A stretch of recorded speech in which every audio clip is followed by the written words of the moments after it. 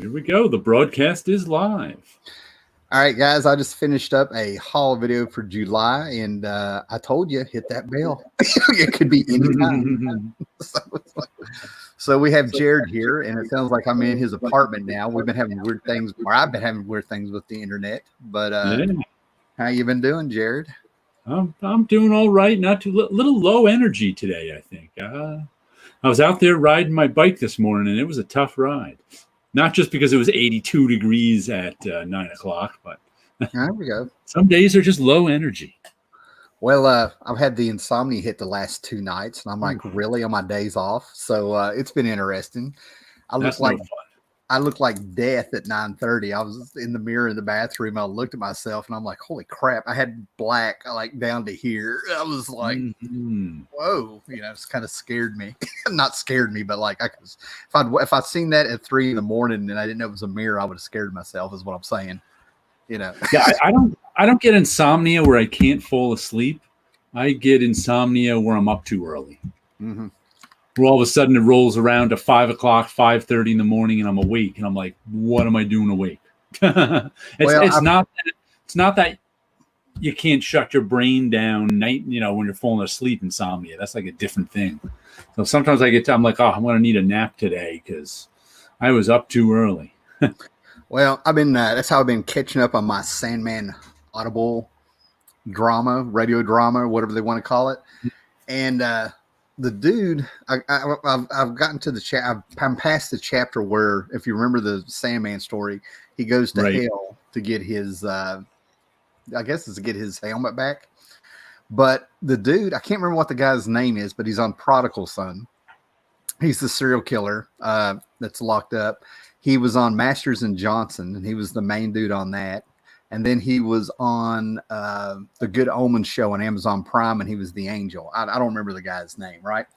But they based Lucifer Morningstar, and Gaiman did, off of David Bowie's first album. He's David Bowie with a little bit of the fro going back in this. Man, so many characters are based on David Bowie. It's amazing. Right. But what was great about this is that actor sounded exactly like David Bowie. I was like that now. I mean, I liked the guy before, but now I'm impressed. He sounded like Bowie. I was sitting there at 3 in the morning, going back a little bit to hear that line again, and I'm like, "That's amazing!" I'm like, "It sounds like Bowie." I used to have a rule for movies where I always avoided, because I generally didn't like them, any movies with little people, puppets, or David Bowie in them. Those were like my 3. One of those 3, I was like, no, I can't watch this. That was until I saw Basquiat. All right, guys. For the 3 people out here, you get to hear me say this for the first time. Jared, you need to talk to my wife. She's got the same rules. I can't believe you nailed them. It wasn't until Basquiat that I ever saw a movie with David Bowie in it that I liked. And he played Andy Warhol, and I didn't even realize it was him through most of the movie. He did such a good job. His one cameo that I've never figured out what that was all about was that David Lynch will put in a musician out of nowhere in a few movies. Okay. Mm-hmm. But like in Mulholland Drive, he stuck in Billy Ray Cyrus out of the blue, and that was to add to that surreal feeling. The guy walked in on his wife in bed with Billy Ray Cyrus, and he's sitting there going, "You just need to turn around and forget you ever saw this," Yeah. But in Fire Walk With Me, the Twin Peaks movie, Bowie just shows up. He's got a southern draw. He's talking crazy. You can tell he's been somewhere. And supposedly he was an FBI agent who did not look like what he looked like before. Now he looks like David Bowie. It never had an explanation. It was that surrealism thing where he made you feel like you were in a dream with Bowie. That's the only role he ever had where I was like, what the hell is that about? Mulholland Drive was one of those movies that you ever have anything, a movie, a book, a comic that everybody loves, and you're finally getting around to see it, and I'm just waiting for it to get good, and it never does. And at the end of the movie, I'm like, why did everybody love that? I don't get it. Mulholland Drive was one of those for me. I was watching it. Look at that. that's a movie that's a lot of people's favorite movie. They really love it. And I can remember finally getting around to watch it, and I put it on. And, sometimes you put on a movie, you just wait for it to get, they got to introduce stuff. They got to do all this setup. Movies are rarely great from the get-go. You're waiting for it to get good. That was one that I just waited the whole movie, and it never got good. Well, and I was like, what happened? I didn't expect us to talk about movies here, but David Lynch is his own genre. Maybe I don't push David Lynch movies on people. I'll tell. Was that a David Lynch movie? Huh? Yeah. Mulholland Drive, David Lynch. I didn't even remember that. Yeah, I've got a bunch of his stuff, but like Blue Velvet, I push that one on people just because it's Dennis Hopper. It's warped. Yeah, but I found that one so. Mulholland Drive, one of the appeals maybe why it's people's favorite movies that it's a puzzle. You've got to pay attention to the colors red and blue, because when one of those colors is present on the screen, it's not real. It's not really happening. It's in the girl's head, because at the end of it, you find her dead on the couch and you're catching her last death dream of how she's rationalized everything to what's happened to her. It was all a conspiracy against her. That just reminded me, I was to bring it back to comics, I was just discussing David Mazzucchelli's Asterios Polyp. Okay. And I think in one of these earlier shows I mentioned I reread it and really liked it. And he was doing some interesting things with the artwork, similar to that with color, where it was mainly about. It was a story about this architect.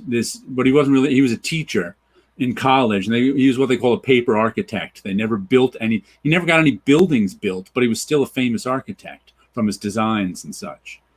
And it was kind of the story of his life, and they told a lot of it in flashback. And he ended up marrying a fellow teacher, a woman who was about 10 years younger than him.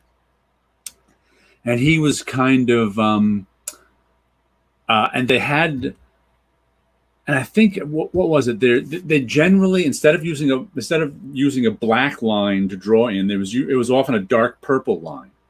But when they were arguing and not really communicating, her line became magenta and his line became cyan, just the lines they were drawn in. So it's like the actual color showed that they weren't getting. And also what would happen when they weren't getting along is he would be drawn in this sort of all of a sudden be drawn in this very more rigid blueprint way, and her way would be more express. So it was like he was doing stuff like you said, you had to pay attention to the colors, and in Asterios Polyp you had to pay attention to how they were drawn at different times, because that's what he was communicating what was going on in a scene that way too. That's why you can go round and round reading it again and figuring out things. Let's take two of these comments here, and then I did think about you before we do these. I'll tell you in a minute what it was about. I just remember what I was watching at 3 a.m. or something. Yeah. Talk about low energy. I've been looking after a 6-month-old all weekend. That'll drain your energy. Woo. Yeah, I couldn't imagine at my age doing that again. Sometimes a movie hits you at the right point. Mr. Tom Bailey. At the right time. He loved Napoleon Dynamite when it came out, but I watched it again this week going, why did I love this? I was the opposite. I saw the trailer. I was in. I watched the movie. I felt too bad for the characters to enjoy it. Yet when I talked about the movie, I had it half memorized, and it was funnier talking about the scenes than watching it. Isn't that amazing? Sometimes you don't. Yeah. That would happen at Marvel all the time. Because like I said, when we were working in the bullpen, I was up there at the peak. It was, how you doing, Rob? It was like there was a lot of people in the bullpen, and we were allowed to talk all day. So sometimes... And we were all watching, the same movies on HBO or something like that. This is 1992, before, streaming and everything. So we were if something was on cable a lot, everybody would have seen it. And sometimes there was some movie I watched, and maybe I was indifferent to it. Maybe I just thought it was okay. But then, like, the guys would be talking about it that week, and them talking about it made it more interesting than I thought when I initially saw it. So that's a real thing. Yeah, that was so cool. But yeah, Napoleon Dynamite. I mean, we love it in the house. Becky was just wearing her Vote Pedro shirt the other night in here. You know, I enjoyed it when I first saw it, but I don't think I've seen it a second time. I'll tell you what, we sent out a few links. I'm gonna go ahead and send Charlton 66 one here since we Why don't not? follow him. Yeah, man. He's here. And but your Bitter Root book won an Eisner. I don't know what video I saw or what I did, but it beat out some heavy competition. And I meant to look up what it beat out because the people talking about it were like, they didn't see that coming. That's what got me. I was sitting here like, oh, I know somebody has got their thumb on that pulse, you know. I have almost never paid attention to the Eisners. So, though I did just see Louise Simonson and Stan Sakai both got in the Eisner Hall of Fame within this ballot. So.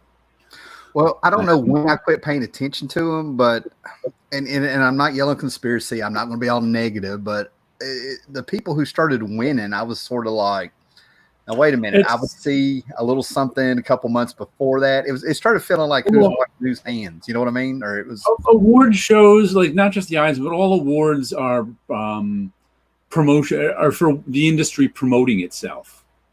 So it's whatever the industry in general, whatever the industry wants to promote at that moment. Yeah. So sometimes it's little art books, like sort of like Bitterroot. Sometimes it's mainstream superheroes. You never know. Like I can see them wanting to sort of promote Bitterroot now because it's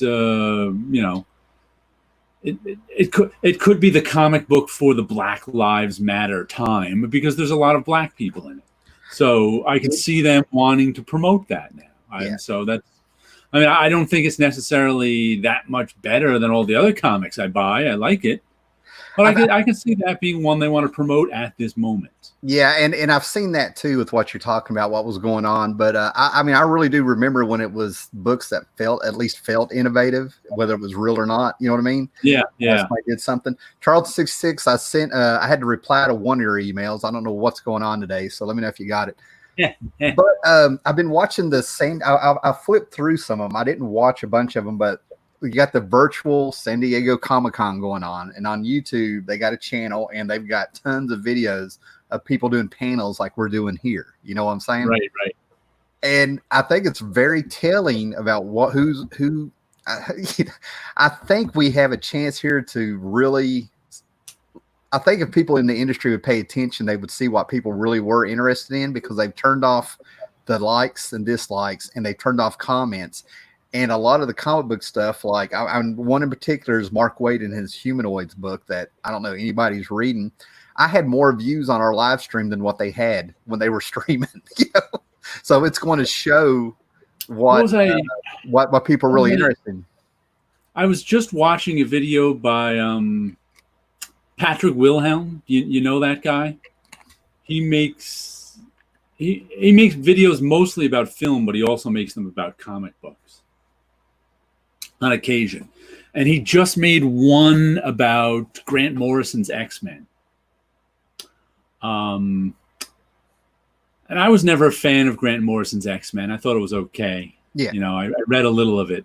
The comic Golden Run, a lot of but he obviously liked Grant Morrison's X-Men and made a video about it. And I didn't know, but in the omnibus, they printed Grant Morrison's pitch for his new X-Men. And the first thing I said is, if this is the exact kind of pitch where if you're not an insider, you're not going to get it. I mean, I was like, wow, that's the exact wrong pitch for anybody who, unless you're Grant Morrison, that pitch is not going to work. Yeah. Because what he did, and keep in mind, this was 2001. I think they said Grant Morrison's X-Men was somewhere around 2001 to 2004, somewhere around there. So he basically dressed down. He basically dressed down the late 90s X-Men, said it was all crap. And I can tell you, I don't even care if it was all crap. I never read it, so I don't know. But if you want to get work from an editor, saying the stuff you're putting out now is crap, I can do better, will not work unless you're Grant Morrison. Yeah. If you're just Joe Blow, the editor is going to resent you for ever saying I mean, I've seen it. I saw it happen dozens of times, and someone going, "Listen, hire me. I can do so much better than this." And the editor's just like, "So you think the guys I hired are terrible? So I'm an idiot, right?" Like editors resent it when you tell them that. So I'm like, so that's what surprised me about the pitch first. But also, he went. You want to say something? It just amazes me because I do this in my videos all the time. I'll start talking about like, here's how I came to this video, and it feels like this kismet will come in, like I was meant to see something, and it all gels together. Friday night, I ended up seeing a whole bunch of stuff on YouTube of Mike Mignola getting interviewed. And it was like, I didn't even know that at a college you could be a curator of the comic books and comic strips. That's a real job. But somewhere along the line, when they were talking about Hellboy getting pitched, he talked about how Miller and Byrne were at Legend, and he ended up talking to Mike Richardson, and he said, "Hey, I want to do a book." And Mike Richardson didn't even ask him what it was about or what he was going to do. He went, "Okay."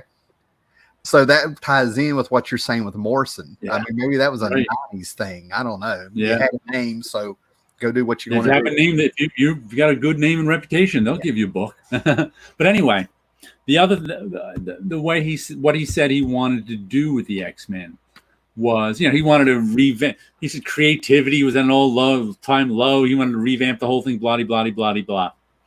But the thing that got me is the thing I hear all the time.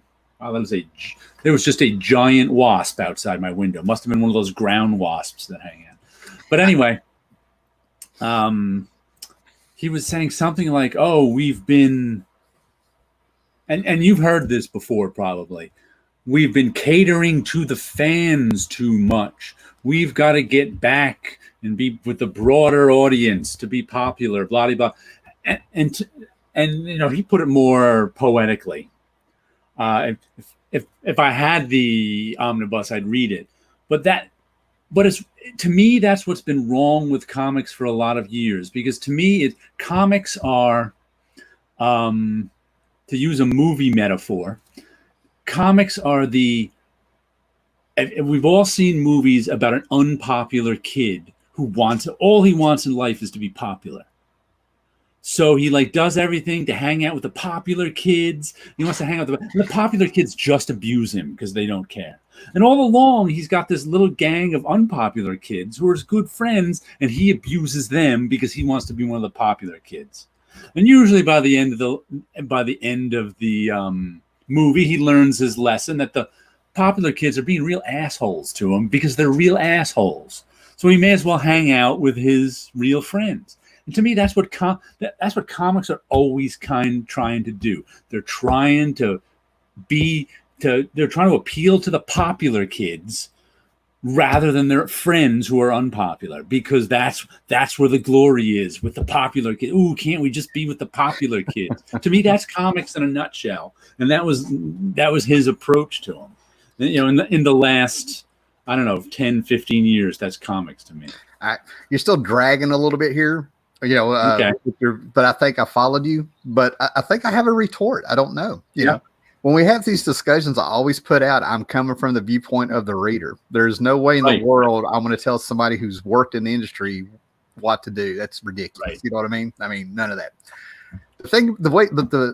Again, this is odd, but I've got this interview from Frank Miller in here from 1983 when they were announcing Ronin. Jim Salicrup was interviewing him. And he started pointing out that Ronin was more important to him than Daredevil. And then throughout the interview, you can take pieces where he says you can't really change the characters. My thing is as a reader, he did a book called Ronin where you didn't know where it was going to go. He took more time, more research. He could do whatever he wanted to because it was his story. He did it. He wasn't trying to, what you were saying, appease to anybody. But I can't understand people complaining about you can't really change a character that you don't own when you're a work for hire on it. That's what happened to the X-Men, where Grant Morrison was saying they were crap. They dissected everything that Claremont did, trying to appeal to them. I'm not saying you can't change the well, first of all, a character you don't know, the old I'm playing in somebody else's toy box or sandbox, whatever they say. It depends on who you are, how much you can change them. Right. If you're Grant Morrison, you can change them as much as you want. But if you're Joe Schlabotnik writer, you can't. They won't let you. But using a character, the trouble with company-owned characters is it's a double-edged sword in that when you pick up a Spider-Man comic, you're picking it up because of past Spider-Man comics you've read. You know who Spider-Man is. You know what he does.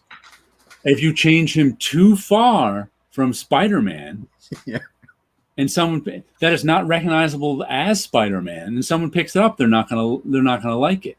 Right. That's what it is. When you're using a familiar character, you have to keep them familiar, but make new things with them, which is not necessarily easy. See, the two big successes in my mind, off the top of my head. I found this sort of the week. This epic collection. This is some John Romita Silver Age Spider-Man. This is to me. This is the good stuff, right? That fits in with what you're saying. But then you have what Frank Miller did to Daredevil, and you have what Alan Moore did to Swamp Thing.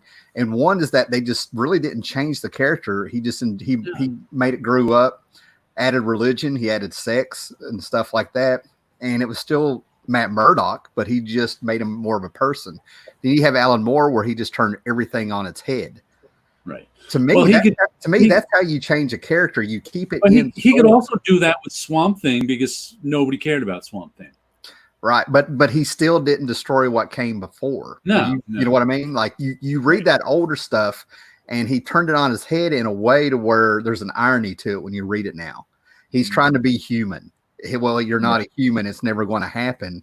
And it kind of enriched the stories or gave it a whole new twist unintentionally, you know. What's Sleepy Reader saying to us here? He's got some points. All right. First of all, he liked my movie analogy of the... Yeah. Problem. Yeah, that's the other side of the coin. There's also just like that depends on who does it too. Trying to give the fans what they want. I'm the kind of person where when I make any kind of art, any kind of story, as soon as I include the fans, not that I have any fans, but as soon as I include the fan in my process, I start to make mediocre stuff. As soon as I say, "Ooh, what will I do that people will like?" All of a sudden, I'm like, I get all up in my own head, and I can't quite make that. But there are some people who are good at that. There are some people who say, "Ooh, what can I do that people will like and that helps them?" So I think that also depends on who's trying to please the fans. Like if I was trying to please the fans, it wouldn't be my best effort because for some reason I can't do that. There's two writers. I'm trying to decide if I want to use their name or not, but there's two writers over the past several years who have used their power or their job or their book to actually troll the fans. They stay online and they will do things just to troll the fans. What do you think of that? I mean, it's obvious. One guy actually practically admitted it. I just think that's silly. I mean, I don't know why. That's all I need to hear. That once again, that's part of wanting to be with the cool kids and abusing your old friends. It fits that analogy perfectly. Now I'm not against trying to get new readers to read comics. Yeah. But making comics for fans that don't exist is a problem. Yeah, that's what's been going on the last few years, and the problem is that turns into the argument. Are they doing an invisible audience or not? I mean, that's a whole other thing. But those fans don't exist. They're the sales show it. The people who talk about this stuff, I've met them in real life. That's the difference. I mean, I've actually got a face to it, not an argument of a virtual argument online. I've actually met the people in my small little bubble. And if they do exist, they don't buy comics. That's what I'm getting at. Yeah, it's they're in that circle. I can go on, But to kind of get back to Sleepy Reader's thing here before I go on a tangent, I'm really holding myself back, you know. But I just say, if I were a writer at Marvel trying to please the fans, I'd be the one doing it in a formulaic hackish way because I get all up in my head. Well, I tell you what, I mean, the way I see it is when you are out to please people, there's a difference between wanting to do a good job and trying to please people. Right. You're not going to have any respect. You're just going to be seen as a doormat. There are actually some people who are good at pleasing people. They just are. I mean, I'm not. Most people, they do it without completely rolling over. You know, they still keep their self-respect. Right. But there's a Spider-Man comic. I'm going to have to track it down. I remember standing in a food line reading it, and I want to say it was right before Byrne might have, or I think it was before Straczynski came on the book. And I've talked about it before, and I've been told it was Howard Mackey that wrote it, but he did a whole issue where it was just the formula of a Spider-Man story. He was out. They were acknowledging there was a really repetitive Spider-Man formula like this. He even got attacked on a rooftop by like a Dr. Octopus wanted to be who shot ink out of his things, and he was like, "Man, I'm in a rut." You know, it's like they were acknowledging it. Okay, let me look at some more of these things here. What I hate is when a writer comes in and says, "What's good about me is I never like comics." And come in with the love of the characters. Yeah. Well, I don't even know why they would say that. That reminds me of early 90s. I used to read this all the time, especially in the movies. I for some reason this is always stuck in my head. I was reading some comics trade journal back in like 1990 or something. I think it was a Captain America movie that was coming out. One of those terrible, you know, before they made good superhero movies, there was a Captain America movie coming out, and I can't remember who the writer was of the movie, but they had a guy coming in for a rewrite, and he got the job due to the strength of his He-Man and the Masters of the Universe movie 2 rewrite. And of course, and he's like, "Oh, I think the strength I bring to this project is I know nothing about Captain America." And I'm like, you used to hear that, especially about the movies, all through the 80s. Everyone thought it was a strength that they knew nothing about the character. And it's like, oh. I made every comics fan do a facepalm. Well, you kind of just sort of took what I was going to say. We've got a history of what happens when people handle characters they don't know about, and it's those movies. Right. Yeah. The Russo brothers, I think it's the guys, they did a big announcement saying they would return to the Marvel movies if they could do Secret Wars. These guys know their comics. Oh, nowadays, they hand out all the trade paperbacks to all the actors and stuff like that. So, I mean, they had the Thor and the Guardians of the Galaxy hanging out, and I swear they're going. I got the annual over here from 1977, like Thor annual 5 or 8 or something or whatever. Right. And I'm sitting there looking at this, and I'm like, I don't know who wrote this, but they're tapping some good stuff here. They know their books. I'm gonna do the next one here. I read that the friction between Jim Lee and Claremont on X-Men stemmed from Lee was the first X-Men fan Chris worked with and wanted to do all the stuff he loved, and Chris just wanted to move forward. I actually know that was probably one of the last times I kept up with the X-Men, and when Mark Silvestre was drawing it at the time before Lee popped on there, there wasn't really even an X-Men group if you go back and look at those books. Claremont was doing some different stuff. So I can kind of see that a little bit. Chris, I mean, seriously, they had I'll never forget that issue where the splash page was Guido, the strong guy, and Forge and all them were busting out of the comp. There wasn't even really a team there for a while, you know. Wow. Man, we're all over the place today. We are. That's good. I guess there's writing with love of story like Gaiman, and writing just to prove you can turn things on their head. Well, yeah, there's, like I said, you never know. It's like an example of you never know. I can remember, I'm sure this applies to writing too, but when it comes to art, it was Alex Saviuk. You know who Alex Saviuk is? Penciler. Yeah. He's done lots of stuff. He used to come into the offices early 90s, drop off stuff all the time. And to me, Alex Saviuk was always kind of a middle-of-the-road penciler. Okay. When I saw his actual pencils, they were beautiful.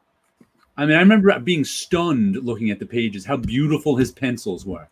Something in the inking killed them every time. I've never seen his artwork have the effect on me like seeing his actual pencils. And I was just like, wow, this guy is so much better than he's served by his printed work.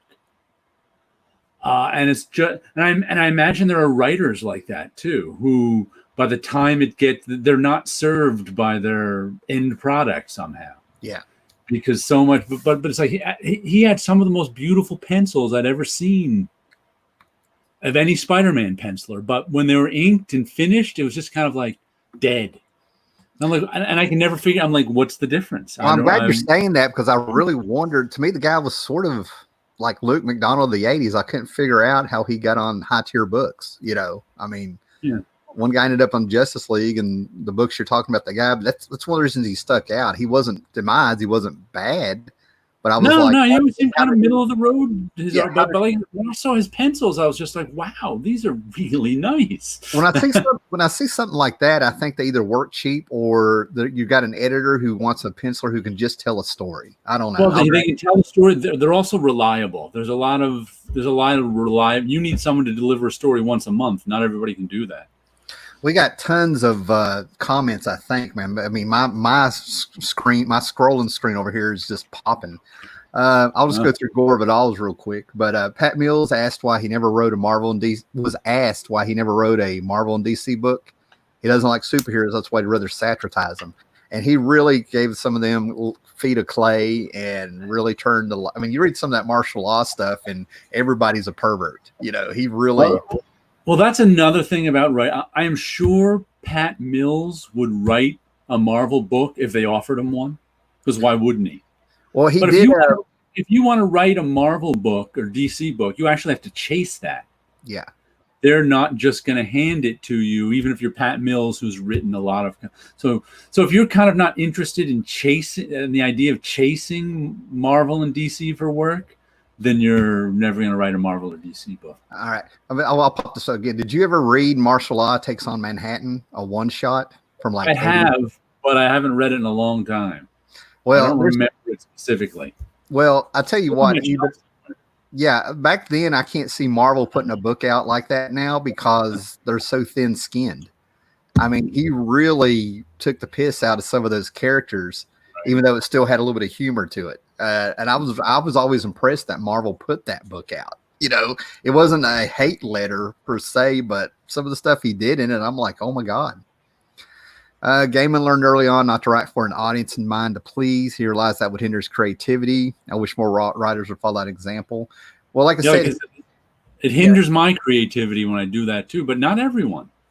Again, I go back, he made a different version of the Sandman, and then he kind of went from horror and got away from the ties to the DC universe, even though he brought in Fury. I can't remember her name, and Kindly Ones, but yeah. It's real easy to not write with an audience in mind when you're Neil Gaiman and have success early on. Yeah.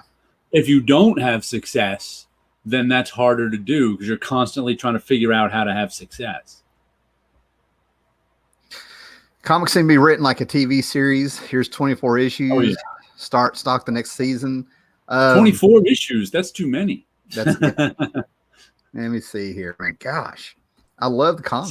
So many comics are like TV series pitches now. Like everything Mark Miller writes. Mark Miller. Yeah. I mean, I still like some of them, but they're all TV pitches because he gets top-notch artists to work with him. Let me see what this says. Is there a formula for these stories, or is the illusion of a formula that is involuntary performed over and over across generations? I don't know if there's a formula anymore because I haven't read that much Marvel and DC stuff in so long. And when I do, the storytelling is usually not up to snuff. So I can't...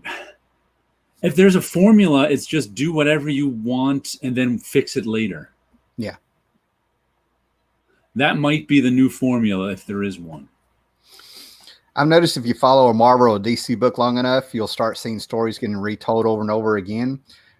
That was the case when I stopped reading Marvel and DC books, which was the mid 80s. Things really started to repeat themselves to me. I'm sure that's still going on, but like I said, I haven't read enough of them to know. A little bit with me is the idea that, like I said, in my head, this is a Daredevil book. Daredevil's going to be around. He's serialized, and it kind of plays with the Sunday funnies. Those characters are the same for decades. But what makes comic books unique from other mediums is you can follow a creator. A creator have their spin on it. You can move on. So, I mean, I've got very few people actually do that, though. That's what's interesting. Anymore. Well, I don't know how much. Besides the hot artists, I don't know how many did it back then too. Because there are still, I know comic book fans who don't even know the names of most creators. They're just buying the character. Well, a lot of it is because a lot of these guys sort of, I don't know if it was an organic thing or what happened, or they just weren't afraid to speak. But what happens is that you'll get a writer on a Marvel book. They're going to stick around for a little while. Mm-hmm. This is to pay the bills. The other stuff is at Image or IDW and stuff. This is their stuff. Mm-hmm. Jeff Lemire's a big guy like that. Right. Hickman was a big guy. I knew people who were getting their stuff from Image and telling me about it, but nobody was really talking about their Marvel stuff. And then somewhere along in a tweet or something, they'll kind of say, well, that's to pay the bills, the way they were acting. And I'm like, it shouldn't be the other way around. You're getting all the money from your indie stuff. What's this? They pretty much let you know they were just using Marvel to right. That was their day job. Was that just because there's some like Warren Ellis? I don't like any of Warren Ellis's Marvel stuff that I've ever read. I enjoy his indie stuff or whatever, but I've tried. What did he write? Iron Man. I thought that was There's a few other things he wrote for Marvel that I was just like but his regular indie stuff I enjoy. There's a few other like Hickman. I've never liked any Hickman's Marvel stuff. Yeah, me too. I mean, that's why I don't really talk about the last 5 or 6 years of Marvel. Ellis had fun with Excalibur, but it was a book set in England. You know what I mean? And he's English. That's where I think the fun came from. He made his version of John Constantine in there with Pete Wisdom and stuff. I mean, there was a lot of in stuff, and it felt like he was having fun. But what blows my mind is some of Ellis's best stuff was Stormwatch going into the Asylum. That's some of his best work. It's amazing. That's where that stuff is so influential. He changed comic book writing with that stuff. Oh, we got Scott Connor here. How you doing, Scott? Yeah, let me see if I can get us not to be so claustrophobic here. There we go. I'm doing fine now that I'm actually awake. Let me see here. Awake is good. It's debatable. One else's Moon Knight stories, but I heard that one was okay, but I got them. I have them for sale. There was one story I liked, and it was mushrooms. That's all I'm going to say. There was one story I liked out of that, but I could tell he was going to be on that book 4 to 6 issues just to kind of set it up for the next guys. What it felt like. Yeah. I mean, you get burned so many times by wanting to create. Well, burn's a strong word, but I think seasoned guys like us, you want a creative team that's going to stick around. You want a journey. I'll if it's a really good creative, well, that's it. I just don't buy Marvel and DC stuff, no matter who the creative team is. So I'm not even like that anymore. But for indie books, if I can get, a few good issues of an indie book and then it's gone forever, that's better than never having them. That's what I always think. Yeah, Ronin is fresh on my mind. That's one of the most underrated Frank Miller stories ever. I think that's the fun of the hobby is to find those little stories that you can get what you're looking for. Right. That you can find in the mainstream. Edward here, we got to get him on the show one time, Edward. Why don't you get a hold of me on Facebook sometime, man? Stormwatch and Planetary were awesome. They were like I said, they were some of my favorites. Stormwatch, when it was first coming out, you could just tell. So what's funny is Stormwatch was the one Image book I liked back when Image first started. It was one of the first comics to really have geopolitics in it. And it was really, looking back at it now, it was geopolitics kind of like on a minor level, but still it had it there. It was balanced. Yeah, I think Brandon Choi was writing it, and whoever, Jim Lee. Then it got to like I don't know, the 20s somewhere. And I think the writer changed, and Ron Lim started writing it, who I wasn't a fan of his work then. So I just stopped it. And then I picked it up again when I heard Warren Ellis was writing it, and it was real good. Warren Ellis did what Grant Morrison did on Doom Patrol. He killed all the characters or fired them that were there and brought in his own characters. Yeah. So you were getting a Warren Ellis book that never had a number 1 until Volume 2 of Stormwatch. Volume 2 of Stormwatch, and then the Authority it morphed into. Yeah. But that's like some most underrated stuff that came out in the 90s that came out. Exactly. I think, to me, Stormwatch started comic book writing from what I would call cool moment comic book writing that kept going until like 2005. Whenever the Ultimates ended, that's kind of when that type of writing ended. And I call it cool moment writing because, especially if you look at the Ultimates, Brian Hitch and Mark Miller. Yeah. The whole story structure revolved around one cool moment in the story, which usually was somebody showing up. So it was like, all this stuff, all this kind of bland stuff would happen. Then it would start building up till the end when this real cool moment happened. And then you got to the next issue and it was like bland again at the beginning. And then a cool moment happened and then it was bland. So it was like this, I call it the cool moment writing. And that was all over mainstream comics in the early 2000s, all kind of a variation of Stormwatch. I kind of think the authority popped. That's what people need to do. I just showed up one person saying it was great and one person that it was all right, I think. But I think one of the things that some fans dug about it that didn't really get talked about, I saw people mention it afterwards, was this was Squadron Supreme of the 80s that Grunwald did, where the heroes became proactive and took over. And now you have it done outside of a Marvel book where anything could happen. They didn't have the Comics Code Authority anymore and stuff like that. So I think there were people my age or older who remembered that book and they were like, they're doing it. You know what I mean? It was like, it wasn't a ripoff either. It was like, oh man, now we get to see what could have happened, It's like adding for the Authority. Yeah. Once again, it was like adding some real world geopolitics into the story, on a macro and micro level. So it was kind of like there was all sorts of weird stuff going on that had an effect on the world at large. That's what one of my favorite versions of Stormwatch. I forget which volume it was.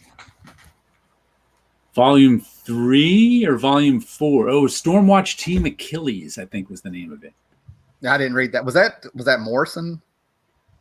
No, that was the writer who got in trouble for faking a military background. Oh, wait a minute. I don't remember his name, but he was a good writer.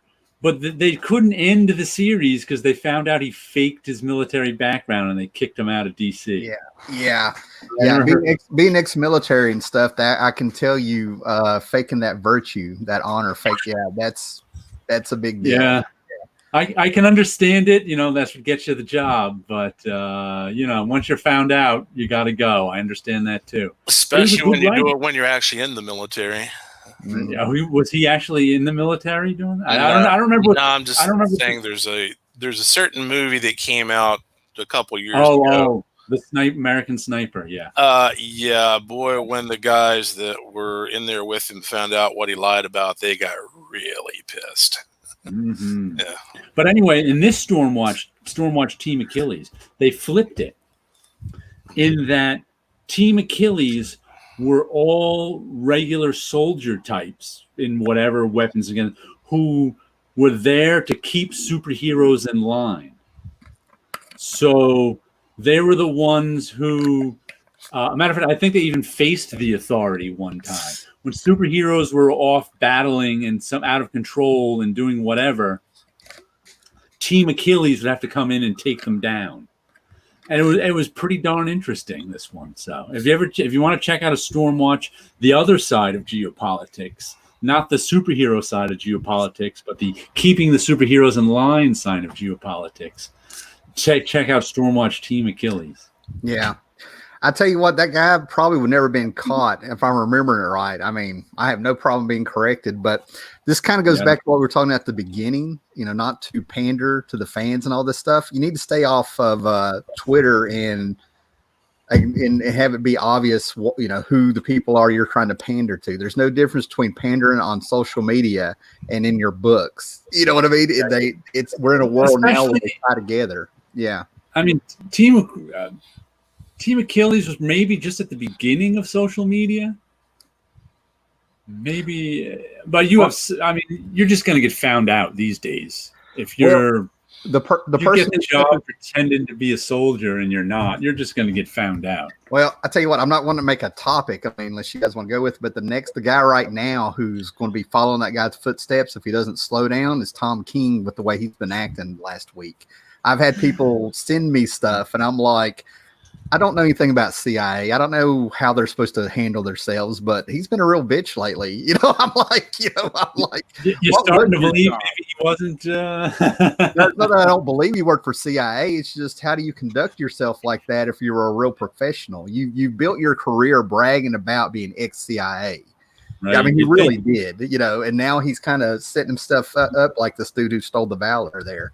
I'm not saying he's lied about anything, but I'm just saying you conduct yourself like that and people know what your former job was. That's going to make people look and dig. Now, it's the internet. You know how people are. You know what I mean? Like, you're going to have some crazy or somebody who knows how to dig. And I think they need to watch themselves, let their work talk a little bit more. I don't know.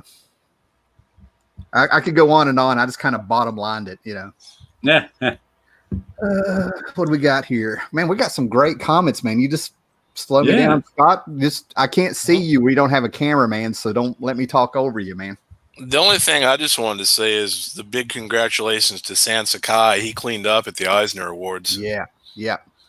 He got in the Hall of Fame. So did Louise Simonson. Louise and Don and Maggie Thompson got inducted in there as well, and so did Bill Watterson. The Bechtel test woman did too. I'm not really familiar with her work. Right. I'm not that familiar with her work, but she got into the Hall of Fame too. Mm-hmm. I wonder if she got in just for coming up with the Bechtel test. I was just wondering, because if she didn't come up with that, she wouldn't be that famous, would she? I don't think she actually came up with it intentionally, if that makes any sense. It just turned out to be a byproduct. It's something that somebody grabbed onto as a, I don't want to say catchphrase because that's not the right. It kind of became a thing. Structure. Exactly. Yeah, it kind of became a thing. And I'm just wondering if that's why she made the whole, because that's really what she's famous for, as far as I know. I know she does cartoons, but lots of people who aren't famous do cartoons. Sure. So I was just wondering. I wonder if that's what. I wonder if coming up with that phrase is what got her into the whole. I mean, besides her, it probably didn't hurt. Right? Yeah, you're right. It didn't. It's just amazing what makes people famous. Uh-huh. Yeah. Now, Stan Sakai, didn't he win? Okay, I read it at 3 a.m. Didn't he win like 17 awards? No, he won 3. He won 2. He won 1 for Best Letterer. Somebody was nominated for 17. I'm mixing them up. Which he still nobody was nominated for 17. I watched the award show. Phil Lamar hosted it. Nice. And I like Sleepy comments. Ellis's techniques are formula now, done badly by most Marvel writers. Yeah, I think we're even beyond the Ellis's. They've come with their own weird formula now, which I don't even know how to describe. That cancel culture tried to take down Ellis or something a few weeks ago, and the guy is doing cartoons. He's not even making comics. Am I wrong? You know what I mean? We're talking about. He's got some things. He had one thing that was pulled by DC. There you go. Yeah. And I think that was pulled before, and I don't know. No, it was due to all the accusations. Really? Okay, gotcha. Yeah. Thank you, Scott. The timing was, it was like, oh yeah. So, I turned my Twitter off for like 2 or 3 weeks, so I wasn't keeping up, but I was like, come on. Yeah. Marvel, filter here. Marvel and DC have gotten so bad I restored to reading manga. Now, we can be like positive and talk about getting X books. I mean, we've all been there in the last couple of years and stuff, but that is a rising thing big time. More and more people, they're not just speaking out, but they really are spending their money elsewhere. To the point that there's been some manga books that Amazon's trying to get rid of and stuff. I don't know who's behind this stuff, but it's like whenever there's a shift, automatically there's like, well, we're not going to be selling some of this stuff here and there. I don't know what is going on or how that happens, but well, Marvel and DC, they're still making plenty of money, but circulation is low. I mean, comics don't sell that much. I mean, it saddens me to read the circulation numbers. Yeah, because I'm always like, oh my God, how much longer can we? If it wasn't for the fact that Marvel and DC figured out that people will buy $6 first issues, because there's so many crazy collectors who will buy first issues that they just put out. Marvel, especially, like they may as well just put out first issues now. Oh, that's part of their problem. They're only appealing to the direct market. They're not appealing to people that actually read their books. Well, no, that there's nobody to read their books. There could be. That's the problem. But you missed my analogy before of the teen movie. But yeah, they don't. And I always say, first you handle your existing customers, and then you try to find new ones. Marvel hasn't done a great job at handling their existing customers. I don't think Marvel's done a great job at anything in about 20 years. No, they haven't, but they have done a good job at making money, though, because they're still making as much money as they ever did, because there's still people who will buy $6 comics. Yeah, they're like battered spouses. Yeah. Yeah, the battered spouse thing. They keep coming back and back again and again. Yeah, they do it worse. I don't know when I downloaded this, but I found this top 100 comics from 1985. It shows how much they were selling. Now, granted, you had more places to buy comics, and they were also like 60 to 75 cents at this point. But like Secret Wars 2, and we all know how great that book is. You know what I'm saying? They're selling 204.5 copies a month. I mean, I know that's distributed. That was but think about it. 204. Let's just say 200,000 copies for Secret Wars 2. That was like 75 cents. Yeah. So that was less than $200,000.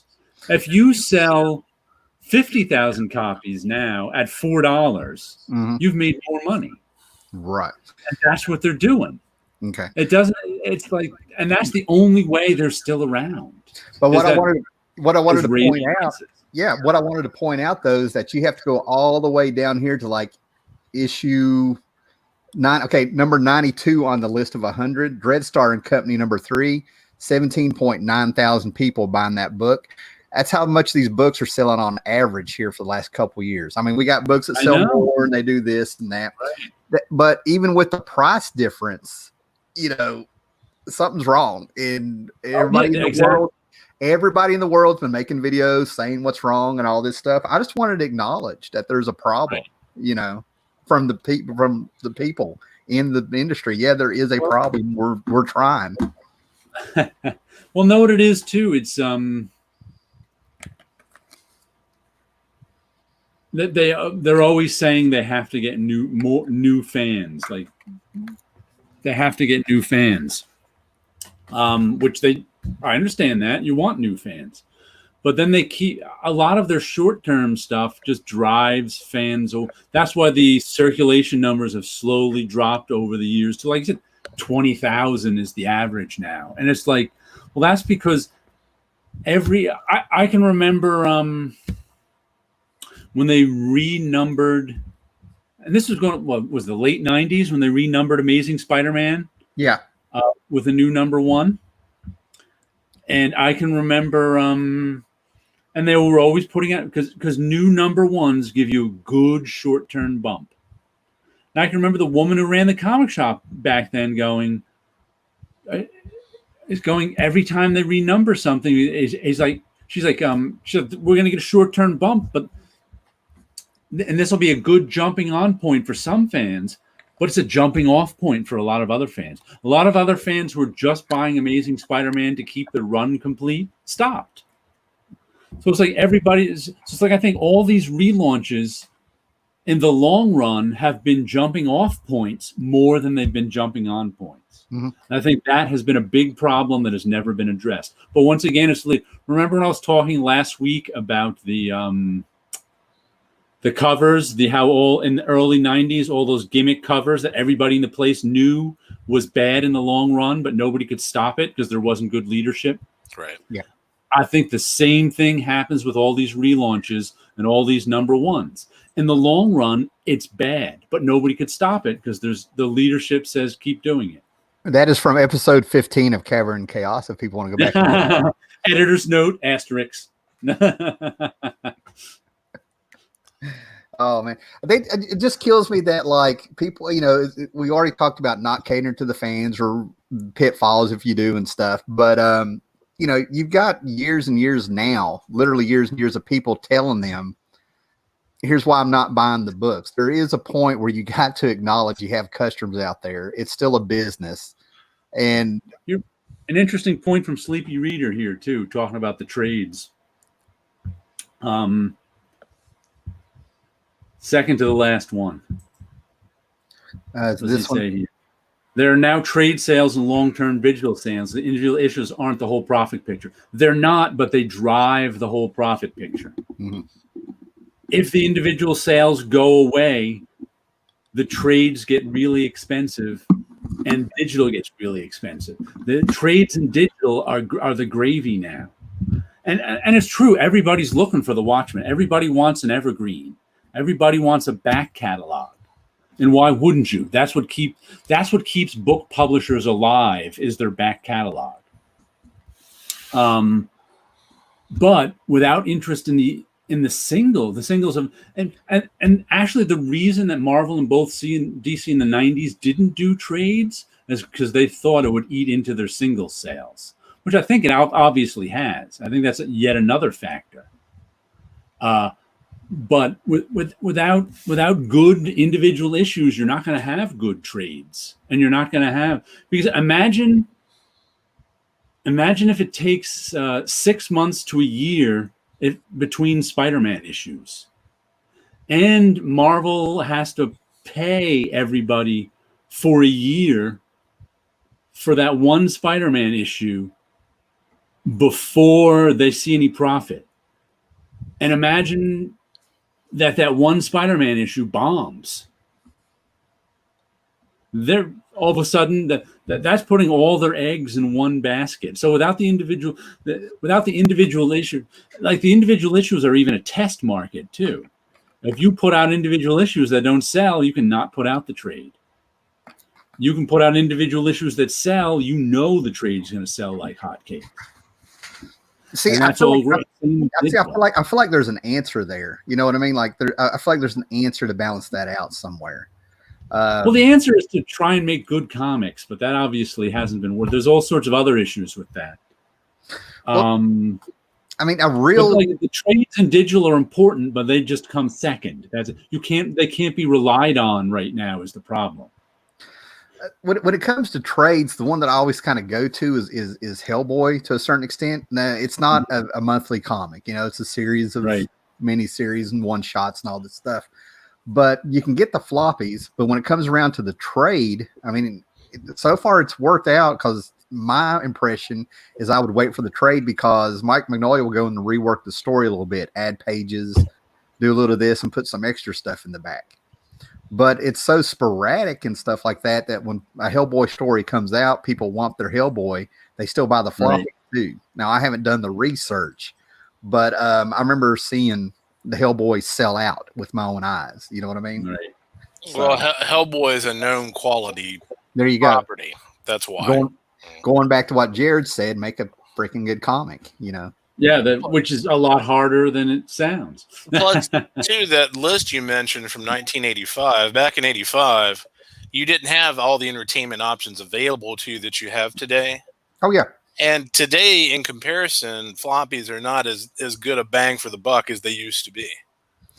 And that was actually a topic I was going to go. To me, I think there's a side effect. I don't want to steer us off here, man, because like this is a good thing. But I'm starting to see this weird side effect with the speculation of books and the news. And we're getting a lot of articles on the internet and stuff starting to come out of people who've never been in comics, but they think they've got a hot topic, or some kind of speculation. But going back to like what we were talking about and stuff like that, I think it's just, I think the way I can stay sane is just getting books I know are good or taking a chance on a book and not worrying about some of this crap. Let the work pay for itself to a certain extent as a reader. I just read Marvel or DC at the library now if I want to check something out. Marvel and Sleepy tells us Marvel and DC are too corporate now. Once upon a time, Marvel was practically an indie company. Yeah. When you think of, especially when you think back to the origins of Marvel Comics, the reason Marvel Comics was able to hit is because they were so small. And when you think about it, you got to get good writers on. It's not just good artists and writers, but we'll go into that in a second. It's like, because all there was Stan Lee and Martin Goodman. If Stan Lee could convince Martin Goodman to put out a comic, they'd put out that comic. Yeah. So, and like I said, to me, Stan Lee's greatest contribution to comics is deciding to make comics for 15-year-olds. So he was the one who was like, most comics were made for 12-year-olds or 10-year-olds. And Stan Lee wanted to make comics for smart 15-year-olds. Not really that huge a jump, but a huge jump. And that's how Marvel Comics eventually took off. They ended up being more sophisticated and adult than DC. And DC couldn't even answer to it. That's because they were so corporate, they couldn't change. And even up until the 70s, Marvel still has such a shallow power structure that you could get stuff done. That even in the 90s, even when you think about like how much power Todd McFarlane, Rob Liefeld, Jim Lee, those guys had because they were making comics that were selling so well. I can't see that happening. I mean, can you see any hot artists or writers come in and just drive a whole chunk of Marvel or DC? They wouldn't let them. When they do, when it looks like they get that momentum, and maybe it's an illusion from being a reader. You follow what I'm saying? Like, look at Jeff Johns, watching him rise, what he became and seeing his name attached to some movies and some TV shows and stuff. You may think he's the one driving it or something. Then all of a sudden he's gone and out of the way. Tom King, and this is not the hate Tom King show, but I was rolling my eyes at least a year ago when people were trying to say Tom King was the next Alan Moore. And I'm like, no, and stuff. It's almost, what I'm trying to get at is it's almost like we want that superstar as readers. We want our next big superstar writer or artist. We want that. We want them to make comics exciting for us. There you go. Yeah. That's what it is. But I think that like Sleepy said, comics are so corporate now that the excitement is just tapped right down. If they see two, they don't want to see excitement. There's no excitement going on. They want the same old thing they've been getting from Marvel and DC for years. They want big sales, but they have no idea how to make big sales. They just, because the like I said, it's not creatives driving the ship. It's whoever. I don't know. There's little things I think I like in comics that I wish. There are little details that I don't think people really notice anymore because we haven't seen them forever. I got this trade of Starman over here. It's like the last 5 or 6 issues of Starman, the last 6 issues, right? And there's one issue where it's just Starman and Superman talking. And he comes down, and when Starman is the one with all the answers that Superman wants, they're in Opal City. A bank robbery happens. they break up the bank robbery, and now they're outside of Opal City to finish their talk, but they're in farmland, and it's Superman with all the answers. There's a little structure there that makes simple conversation and kind of like putting a bow on a storyline, just in the settings and stuff that made it interesting, that people didn't pick up on nuances. And that's the talent in being able to write and structure and be a writer and stuff. I think that's a lot of like what's missing. And that's the thing I think a lot of people want with their stories they can't name. Why was this more interesting? Why was this more exciting? Why did this feel more interesting than just the talking heads that Bendis put up? Does that make sense? Right. Yeah. I mean, I've got a point. I'm not sure if I'm making it, but there's little things that the quality of the storytelling, people, it's not that they can't do it. It's that I think it's that's part of the comic biz that's kind of disappearing. You know, they're not getting taught it. There's no internships or something, whatever it is. Let me point out one thing before I come back to this, to Scott's comment before about making good comics. Mm-hmm. Tom Brevoort on his blog is doing something where he's I think he picked 5 or 6 people and you can follow along. And you're trying to get a comic book made, you know, just all hypothetical. And he's showing you the problems that happen when you try to make a good comic.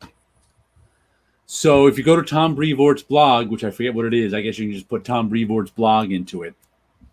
You can see some of the troubles you'll have being an editor trying to make a good comic. It's I didn't read into it too much, but because I know the troubles. Right.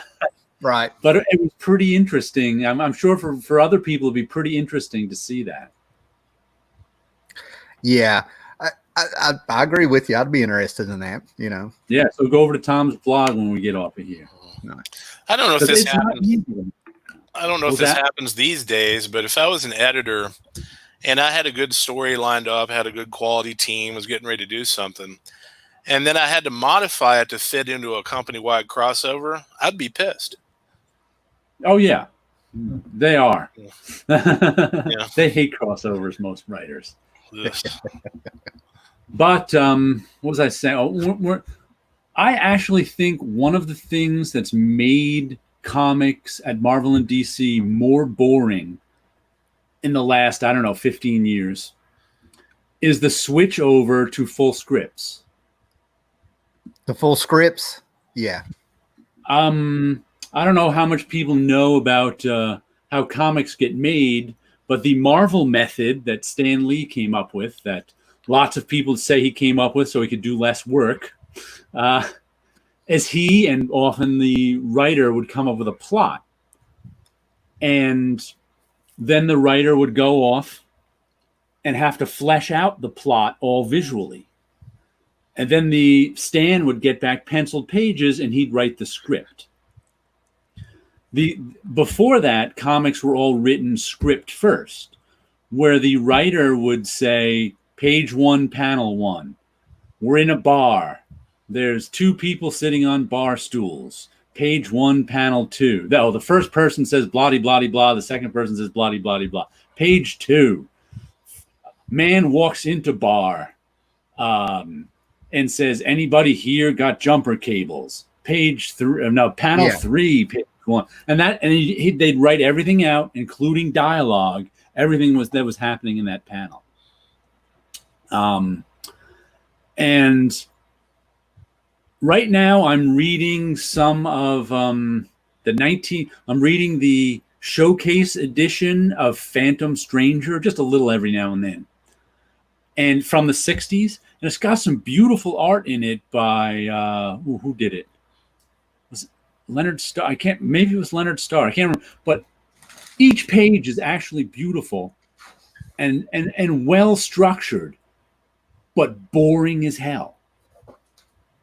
And I think that was the problem with DC Comics in the 60s, is that everything was really well drawn, and the it was the storytelling. It was like beautiful shot of the guy in the bar, beautiful shot of beautiful shot of the Phantom Stranger, but boring. Meanwhile, Marvel, where the artist is driving the plot with his writing was much more, even if the drawing wasn't as refined, it was more exciting because the artist is coming up with the visuals for the story a lot more. Switch to today, there's a lot of artists who I think one of the problems is I don't think they tell the story, they illustrate the story. And their drawings are beautiful. There's nothing wrong with their drawings except, the shot is, Green Lantern on top of Green Lantern in outer space. And they do this beautiful 3D model figure drawing of the Green Lantern, except it doesn't make me feel anything. And I think guys are so good at illustration, but they're not good at making me feel anything. I wonder how many artists these days that do full scripts, because I know both Alan Moore and Neil Gaiman are good examples of this, are familiar enough with the artists they're working with to tailor to their strengths. Right. And Alan Moore would always tell his artists, you don't have to follow this. Right. This is how I write. But like I said, almost everybody does full script now. And I think that has really made comics more boring. Well, what you're talking about is one of the things I talked about for years on my channel and stuff, right? DC was actually having these things like, how is Marvel starting to pull up in sales when they would look at that sloppy art? And it was an energy there, spontaneity. The artist got to create is basically it. And so DC actually had some of their artists try to emulate that style, but they're doing it full script. They were just trying to draw sloppier. I think we hit that with the 90s when you had a lot of people trying to draw like Lee and Liefeld. I mean, I could pull some of those out, but I got rid of them around 2015. I couldn't look at them anymore.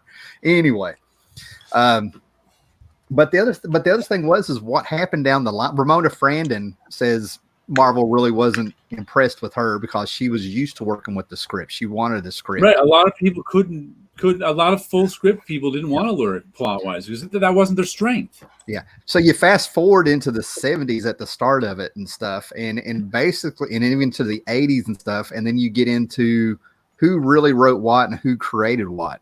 I think the Marvel style calls for the artist to be co-writer. Yeah, it really does. And to share who created what, co-created. Stuff, right? DC actually had a renaissance in the 80s when they switched to plots, like with you had Perez and Teen Titans. All of a sudden, you had all these Marvel people working Marvel style. Well, what came out about that is Jim Shooter took over, and he did not think that an editor and a writer should be the same person. So you had Wolfman and Thomas and everybody. I think it was Roy Thomas. Roy Thomas from Marv actually called Jim Shooter when he got the job and said, "What are you going to do? What are you going to do?" And that's when you got 1980 DC with Gene Colan, Marv Wolfman, George Perez, and all of them. Marvel style. But what's funny is what that was once again, there used to be in the 70s writer editors. So Roy Thomas would edit his own. He would technically be the editor on the book, and he would assign himself to writing. Jim Shooter came in and put an end to that. So then what the editors did was they all assigned each other writing. So if you look all through the 80s and 90s, all the writers who were also editors were working for their buddies. And then I think when Ike Perlmutter came in 96, during Marvel's bankruptcy, he put an end to anybody working on staff freelancing for Marvel, which brings us to why C.B. Cebulski had to use a fake Japanese name in order to write comics. Yeah. And what was so weird about that, hearing that news, I mean, obviously I wasn't offended. Don't get me wrong. It's a thing that happened. And I figured there's going to be other people going to make him answer. It's not my job. I'm not judge and jury. Right. I wasn't surprised. That's what I'm trying to get at. For some reason, I just wasn't surprised. I was like, oh, okay. But I saw a panel at Heroes Con in the early 2000s. Roy Thomas and Dick Giordano was up there. I don't even remember what they were talking about. But Roy Thomas actually thanked Dick Giordano in front of everybody. And when they shared the look, you could tell there was a story there. Thanking him for letting him be his own editor. And Dick Giordano just looked at him and went, well, Roy, you obviously knew what you were doing. I had no doubts. And there was something there you can tell with Roy. He's always something happened at Marvel. I don't know what. Paolo made it. Oh, Paolo. Hey, sorry about that. I was finishing up some writing I had to do, and then I had another place that I had to go live because we have this little reading group in a Discord server, and we were reviewing the first 7 issues of Claremont's New Mutants. Claremont wrote New Mutants? Yeah, I guess he did. I haven't read that in so long, I'd forgotten that for some reason. I don't know why I'd think someone else wrote it, but yeah. And one thing I noticed, young people can't stand Chris Claremont's writing. I gave up on Chris Claremont's writing a long time ago, so I know how they feel. Yeah, the main complaint is that he writes too much. That's what everybody says. I think that's just a style thing, because I always say if you like the writing, someone doesn't write too much. But if you don't like the writing, someone writes too much. Because I've used that complaint before. Oh my God, this is too text heavy. The guy's written so much. But it's because I don't like the writing. Because like when I went back and read 2 years ago or so an omnibus of John Carter, Warlord of Mars, the 70s Marvel book. Right. And if there was ever a book that there was too much writing in, that's one of them. But I loved it because books, in reading it, that style of writing does not exist anymore. Like that, if you go back and read those John Carters, it was this sort of very, very wordy, but highly illustrative too, comic prose that just doesn't exist anymore. And it was like, if you want to read that, you have to get that time period. So it's kind of like, I really enjoyed those ones, but I just read something recently where I went, oh my God, this is too wordy. I don't know if they're going to show up, but yeah, here's some John Carter and Mars you're talking about. Lots of words in there. Who wrote? I think Roy Thomas wrote some of that, and other like all the 70s. Yeah, I think it was Wolfman. Marv Wolfman was writer and editor. But see, Steve Gerber to me was the man that introduced me to prose. Here's Howard the Duck, 16. Oh, yeah. I've got some Man Thing that John Buscema did. I hope this is their eye picked. This should be the issue. Yeah, look at this. He was having deadline. He was having deadline issues, so every page is a 2-page splash, and he's telling a story. There have been other comics like that. Frank, yeah, this is the good stuff, man. This is when you got a comic and it would last until the next issue came out. I haven't showed off what comics I got this week yet. I picked up a new first issue, which is oversaturated, so you can see the waves in it. In the paper, look at that. You can see, look at those waves. It kind of really. That's bad production on the comic. It looks like a washboard. Yeah, as an old school comic production guy, this upsets me. And as I took this comic out, I read this and I don't remember what it was about. And I looked through it, waiting for Tim to show up. He was gone for a few minutes. And I'm like, I still barely remember what this comic was about. It was okay, but I'm not getting a second issue of it. Just to let you know, Bitter Root won Eisner as well. Yeah, we had heard that. Pretty cool. And then I got the latest Monstrous. Not so wavy. They did some good production on it. This book has been heating up lately. It's been really good because there's an actual war going on. So lots of nice artwork, lots of good story, a high fantasy story with humans and animal people and magic users and stuff like that. But that's really been heating up. And this is not the last issue of Birthright like I thought it was. Because I was wondering why they weren't going to 48. They were only going to 45. But they ended the main story here. And now the next 3 issues, I think, is kind of an epilogue story with the parents being trapped in another world. I was like, I really thought this was the last issue because it was the end of the story. Then because they had been saying the story ends in 45 for months now. But they're going up to 48, which I'm cool with. If you notice, most Image books go to 48, so you can get 4 books of 12 out of them. Then we got Usagi Yojimbo. Always Stan, now in the Eisner Hall of Fame. Who I think is finally going to become a household name. within the next year or so. With Netflix, I hope so. Then I haven't looked at either of these yet. I didn't look at last week's. We have Bloodshot, Free Comic Book Day, and Spider-Man Free Comic Book Day. Who knows if I'll ever look at these? So that was my comics for the week. Let me show you the comic I'm rereading this week, though. Oh, this has been good. Fatale. I've been finding that in dollar boxes at antique shops, man. Brubaker and Phillips, one of their I'm up to issue 20 now. I think I started it Friday, and I've been reading so much of it. I'm up to issue 20. If you haven't read Fatale, isn't it like H.P. Lovecraft and Gangsters of the 30s or something? It's H.P. Lovecraft noir horror. Mm-hmm. And really, it's first trade and I couldn't get into it. Oh man, you're missing out. I'm so burnt out on anything that has to do with Lovecraft or Cthulhu. It's not even fun. Oh, you're missing out.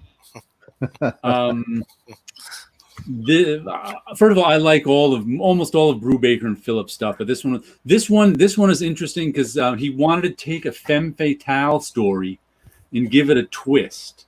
And what's interesting rereading it too is you can tell it wasn't one of, because I think they originally were going to do 6 issues of this, and they ended up doing 30. And you can tell they didn't have it all locked down at the beginning. They were figuring it out as it goes along.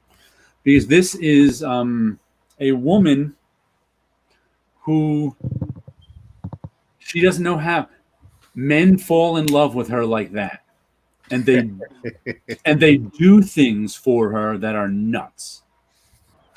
So, and she doesn't know how or why this is, and it also takes place during different time. It starts out in the and I think in current times, I can't remember, but then over the series it flashes back to the 30s, the 50s, the 1600s, because somehow she dies and comes back. And during this, and it's like she doesn't have to do anything. She just has to talk to a guy. And that guy's like hypnotized in love with her and will do anything to have her and keep her safe. See, you all end up badly. See, I'd have to hear that transatlantic accent in my head and hear women referred to as tomatoes with some hot gams. You know, I mean, I'd have. God. Well, she's American. Like Cagney, wow. Yeah, but it's really, really good. Worth a read. And it, like I said, it just changes so much over time. But what drives her too is in the background, there's this sort of Cthulhu cult that's been chasing her over time. And most people don't know this Cthulhu type cult exists. They can't see them as monsters, but occasionally a person can. And they attract real crazies. I've checked out a few issues of Fatale. I might still have an issue or two, but I have really been finding that in dollar boxes over the last year, here and there. And it's usually in the teens, teens and up, maybe, But a book that when you're bringing up Lovecraft and stuff, did you ever read Alan Moore's Providence? I tried. Was that the one where he invented his own language? I don't think so. I never did like any of the artists that Avatar ever used. I don't know if I've tried to. There was one Alan Moore I tried to read, and he was just using such future slang that I was like, I can't take this. Now, this book starts out in 1919, and it's got real people who really existed, I think. And it's about a guy trying to track down Lovecraft. And you find out that Lovecraft meeting this guy at the end, without spoiling it, ends up completing a spell. And then the last issue shows you everything that's happened with H.P. Lovecraft's work and what's happened with the world since they met. That you have to ask, how does this little pulp writer really become so well-renowned and known to where he's influencing work and television and stuff? It's one of these books you'd read you'd read 11 issues and you're like, where is this going? It's just creepy enough to keep you going. Then you get to that last issue and you look around and you're like, oh damn, that's weird.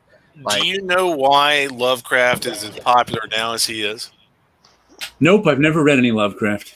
It is directly because of the influence of the Call of Cthulhu role-playing game. Yeah? Are you serious?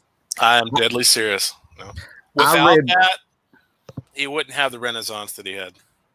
Now, if this isn't Lovecraft, I mean, I'm going to be that guy here, but I read, I read 2 or 3 stories in high school in the same book.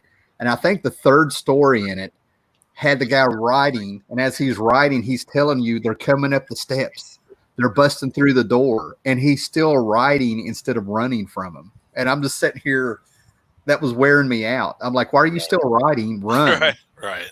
And then the story just kind of ends. And I swear in my head, I saw a pencil drag across the page like he sat there and wrote instead of running from him. I mean, is this ringing a bell, Scott? I know you've read this. That's a pretty commonly I've seen that happen several times. That's not just from Lovecraft.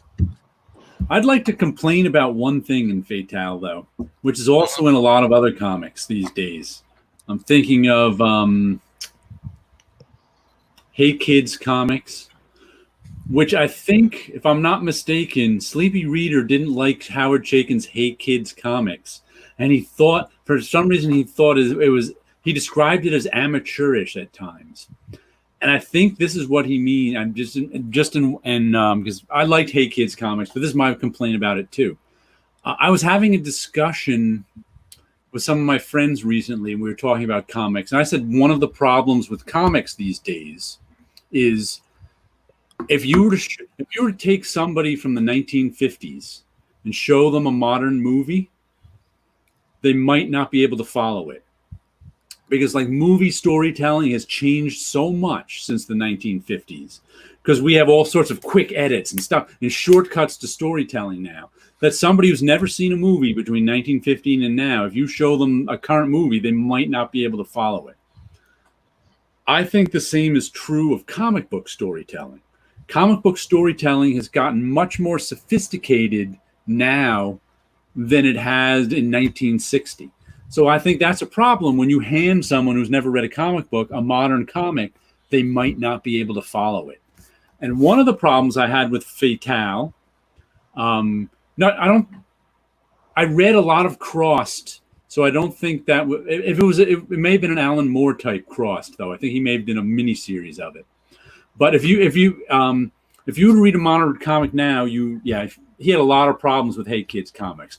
And this is the main problem I had with Hey Kids comics. And I have the same problem with Fatale, and I've had the same problem with other comics I've read. They don't even bother to give you captions of when and where things take place. Hey Kids comics switches between decades. Fatale switches between decades. They switch between locations, and you're just supposed to be able to follow along. You're just supposed to be able to notice, now this guy looks older now. This guy was in the 1972 part of the story. This guy's in the 1992 part of the story. They don't even bother to say, California, 1992, when they switch decades. I see what you mean. Yeah, that would be annoying.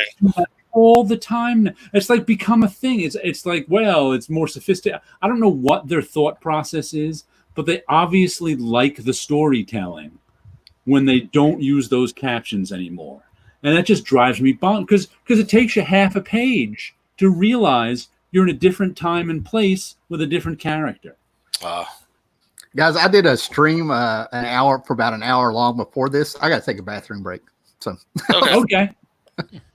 I also have a problem with Howard Chaykin's Buck Rogers series. I read that, and it was one of the worst things I've ever read. See, I actually like what's funny, too, the difference between digital and physical. I missed out on Howard Chaykin's Hey Kids comics. And what's funny, too, about Howard Chaykin's work, I always liked Howard Chaykin's work when I was a kid and growing up. But when I kind of like in the mid 80s, when I was in my early 20s and stopped buying in Marvel and DC stuff, I pretty much stopped buying Howard Chaykin stuff because that's who he was working for when he was doing comics. Right. So I didn't come back to Howard Chaykin till like 10 years ago when he did Black Kiss 2. Because he was doing indie stuff now, which is up my alley, of course. So I started buying his stuff again then. Right. But I missed out on Hey Kids comics somehow because I didn't know it was coming out, whatever. So I ended up reading it digitally. And I thought it was okay. I was like, it's okay. And then I watched the cartoonist Kayfabe interview with him. and enjoyed that interview so much that I'm like, you know what? I want the actual comics. So I went to eBay, bought the actual comics, of course, dirt cheap, because, you know, comics are worth nothing, especially indie comics. And reading through them physically, I loved it. That's one of the things I really don't like about digital comics is you usually don't get the option to see both pages side by side at the same time. Right. It was not only that. I think one of the reasons I loved it was because I could flip back and forth easy, because he had like a key to the characters at the beginning. And every time he freaking confused me with his what time and place, I could just flip. Oh, yeah. And it was much quicker than having to do that digitally. Right. One thing that happens in digitally is because they still draw the comics vertically, and our screens are horizontal. So if they have a piece of dialogue right at the bottom of the page in the same panel, and it's a vertical panel, you only notice after you're reading everything that you're supposed to read after that one. Well, I read them on a tablet, so that doesn't happen. But I also find it interesting. I did a couple reviews with J-Rock, if you know his channel. And he likes to read digitally with the guided. Oh, I despise the guided view. Me too. I have to. I like to see the whole page at once and have my. Right. But he says he loves the guided view because to him it's getting up close with the panel, and then he could back off and see the whole page. He's like, it's more like a movie to me. So I was like, I found that interesting. I'm like, oh, somebody who likes the guided view. I think if they give you that option, you know, that's fine. But otherwise, I don't want that option. Yeah. I don't want any guided view. No. Let's go back to some of these comments here. We got a lot of them. Let's see. Put my reading glasses on. I'm going all the way back. All the way back. Let's see. So if you. John Jones, you got to get good writers and artists to make a good book. The problem is these good artists and writers either no longer work or they have taken higher roles within these respective companies. Yeah, they actually drove out a lot of the good writers and artists, too, with experience by lowering the page rate. There's that. I think I talked about that last week. Sleepy Reader, one of the reasons Tom King gets his way at DC is his trade sales. Yeah, that's the more you sell, the more you can get your way. And Sleepy also says, apparently, even his Omega Men took off in trades. Wow. And that was one that got canceled. But also the trades are gravy. Omega Men. It's a 12-issue series. Yeah. And it did terrible and almost got canceled. But in trades, and also trades are gravy, so the bar is lowered. If trades had to pay for their own production, the bar would be a lot higher. Mm-hmm. Tom Bagley, you're right, Sleepy. Before Cadence became Marvel's parent company, Reed married Sue. They had a child. Yeah, okay. All things froze after reading. There was some famous quote in the late '60s about how because when Marvel was preparing to sell to Cadence in like the late '60s, they wanted to freeze everything as it was because that's what Cadence was buying. They weren't buying change; they were buying the status quo. So, and that's when I don't know who's credited with saying it, but someone says, we sell the illusion of change, not actual change. Filter 21 says the editors are the real problem. Let's clone Jim Shooter. A lot of the editors wouldn't like that. They didn't get along with Jim Shooter. And they think that movie sales will translate to comic sales. We've discussed that too, where I think the movies haven't helped the comics at all. That was your topic. That was yeah. That one. Bagley, I tell you, conversation scene in today's comics really separate the men from the boys. Oh boy, yeah. John, I think the reason why Marvel and DC don't have one guy running everything is because of what happened with the start of Image. The person gets hot and the company gets going. Oh yeah, I know that's why. They don't want. When I was at Marvel, they said they were never going to let artists get hot again. Trash out. It's my $1 million idea is to have a parody of the boys called the Men. John Jones, I think most fans hate crossovers. I know. You would be surprised. Crossovers are always the best sellers. Most fans do not hate crossovers. More people complain about crossovers than any other thing, but most fans actually buy them. Let's see. John Jones says his opinion, the last good crossover was Blackest Night. Was that really a crossover or was that an event? Both. Both. Like an event takes that's place. What was so good. They took a crossover and made it an event. It wasn't just they set it up going back mining DC history. They took a lot of things like all these characters dying and coming back and worked it into the story so it was less silly. It was actually a part of the plot. What would you guys consider a crossover and what would you consider an event? Because I'm thinking, I just never thought about this before. More like Massacre. To me, a crossover would be like the Conan Wonder Woman book. Yeah.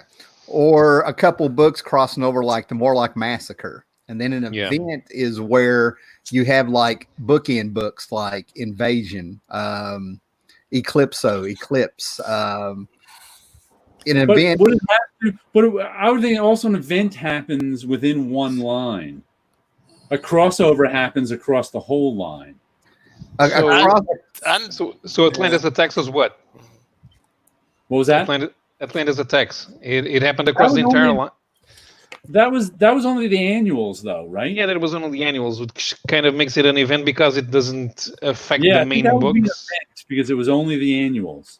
Like, if it affects like every, I don't even know if you can affect every comic. You're talking about a scope. Okay, to me, a crossover would just be like maybe one line of books through a summer, like the annuals. But an event is where they swear they're going to change the whole universe again. Blackest Night affected everybody and everything. They even had little mini series and extra books that come out. A crossover might be you just got to get these books, 4 or 5 annuals, or you get an Avengers and a Defenders book and it crosses over here. Acts of Vengeance, they tried to make it an event. What I think that's the old definition of a crossover. You're right. An old crossover just like involved 2 books. Like Spider-Man crossed over with Nova Unknown. That's where it comes from. That's where a crossover was. Yeah, like I said, I've never thought about this before because they call things events and they call things crossovers.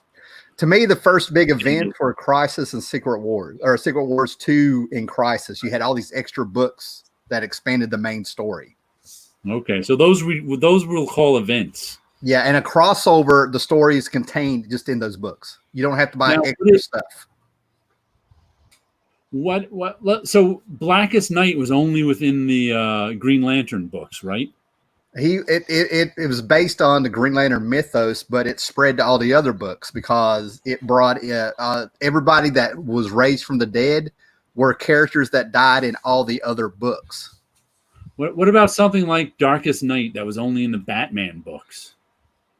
What would we call that? Would that be a crossover or event? Or would that be a Batman crossover event? If it was just the Batman books and it didn't just the Batman books, that'd be a crossover. Be a crossover? Okay. So Spider Island. So if it's Spider-Man, we call Spider Island a crossover. That's interesting. Maybe we need to come up with a new term. Yeah, I don't know. I never thought about this before. Well, let's think about Craven, the Craven's Hunt. All the Spider-Man books. It was a Spider-Man event. No, and it's not even a crossover because it's the same character.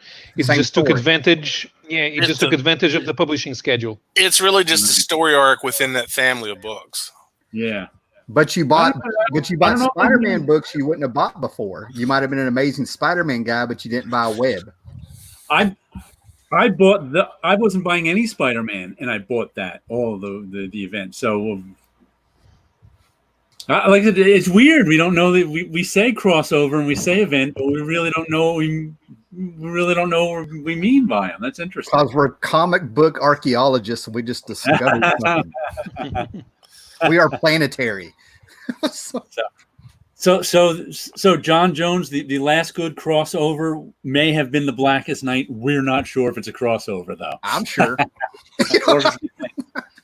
You say Blackest Night was a crossover, not an event. It's an event. It's an event. Things can be crossovers and events. World War Hulk, was that an event or a crossover? Because they act like it never happened. You know. Vocabulary. What do we got here? Mind the must take in consideration that the readers are more sophisticated. We keep saying these that book to book don't age very well. We've got to be harder to write for 50-year-old Jared than 15-year-old Jared. Yeah, it is definitely harder to write for 50-year-old Jared. I think that has a lot to do with when we were talking about how superheroes tend to repeat stories. Like when you're reading Spider-Man, after a while, you start to notice, if you're reading Spider-Man for 10 years, you start to notice the repetition of stories. So it is harder to write for an older audience that has seen everything. I'm trying to think of a book I read that just ran all over me because I had some comics from like the 80s or 90s that completely made this story not possible. And I'm trying to think what it was when the guy reading the book knows more than the writer. That just runs all over me. I'm like, You got one job, read some books is what it comes off like. Well, that once again, that's editing too. That's a failure of editing. See, Tommy Bagley here says 70s, 80s was the heyday for writer-artist. Yeah, like Starlin, Chaikin, Byrne, Simonson, Miller. Nowadays, all the writer-artists are in indies. They really are. Stan Sakai, Terry Moore. Jeff Smith. What was that? Jeff Smith. I mean, I can't even think of them right off the top of my head, but I follow a lot of writer-artists. The Luna brothers. Or it's just one Luna brother and whoever he's dating at the time, I think. See, I remember when the first writer artist you really noticed, maybe you can understand it's probably my age, but it was so wild to find out John Byrne is both writing and drawing a book. That seemed like a big deal, To me, it was Frank Miller, I think, was the first writer artist who I can think of. Yeah. Yeah. Kind of Neil Adams. When did Neil Adams start writing? If you think about it, Joe Kubert was doing it before any of those guys. What was that? I said, if you think about it, in some cases, Joe Kubert was doing that before any of those guys. Well, so was Will Eisner, but they were outliers. Well, that's true. Yeah. They were. I think Frank Miller. There's a lot of. Yeah, there's a lot of credits in the Grand Comics database saying that Bill Everett used to write. Oh yeah, he wrote Submariner. That's right. Yeah, but in the 50s when he was doing the anthologies, there's a lot of people who seem to think that he wrote the anthology stories. Right. And he didn't. And Don Rico kind of stopped drawing and just fixated on writing during that time. And then there was Simon and Kirby, which were kind of Guido Crepax? No idea who that is. You got me. He's Italian. Is he the Rounds of Rocks guy? Yes. Eric Powell, another great writer-artist. You're right. There's another one there. I'm sitting here going Von Bodie and Robert, Crumb. All of a sudden, I went underground. Way back. Oh yeah. But if you think a lot of the people that you're talking about now aren't writing mainstream superheroes. Yeah, that's what I'm saying. They're all in the indie stuff. Right. Here's the most obvious one that I can't believe we brought up because he was actually really innovative.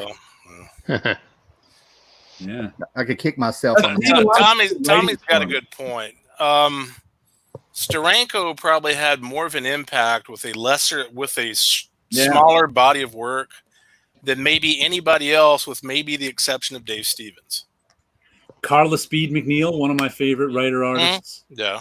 She's been around for a while. That's true. Yeah, she has been now since the late 90s, I think. Yeah. Yeah. Then you had then of course you had Dave Sim, that right.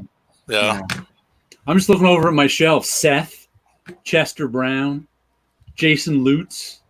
Berlin was really good. Oh, Berlin is excellent. One of my favorites. What's his name?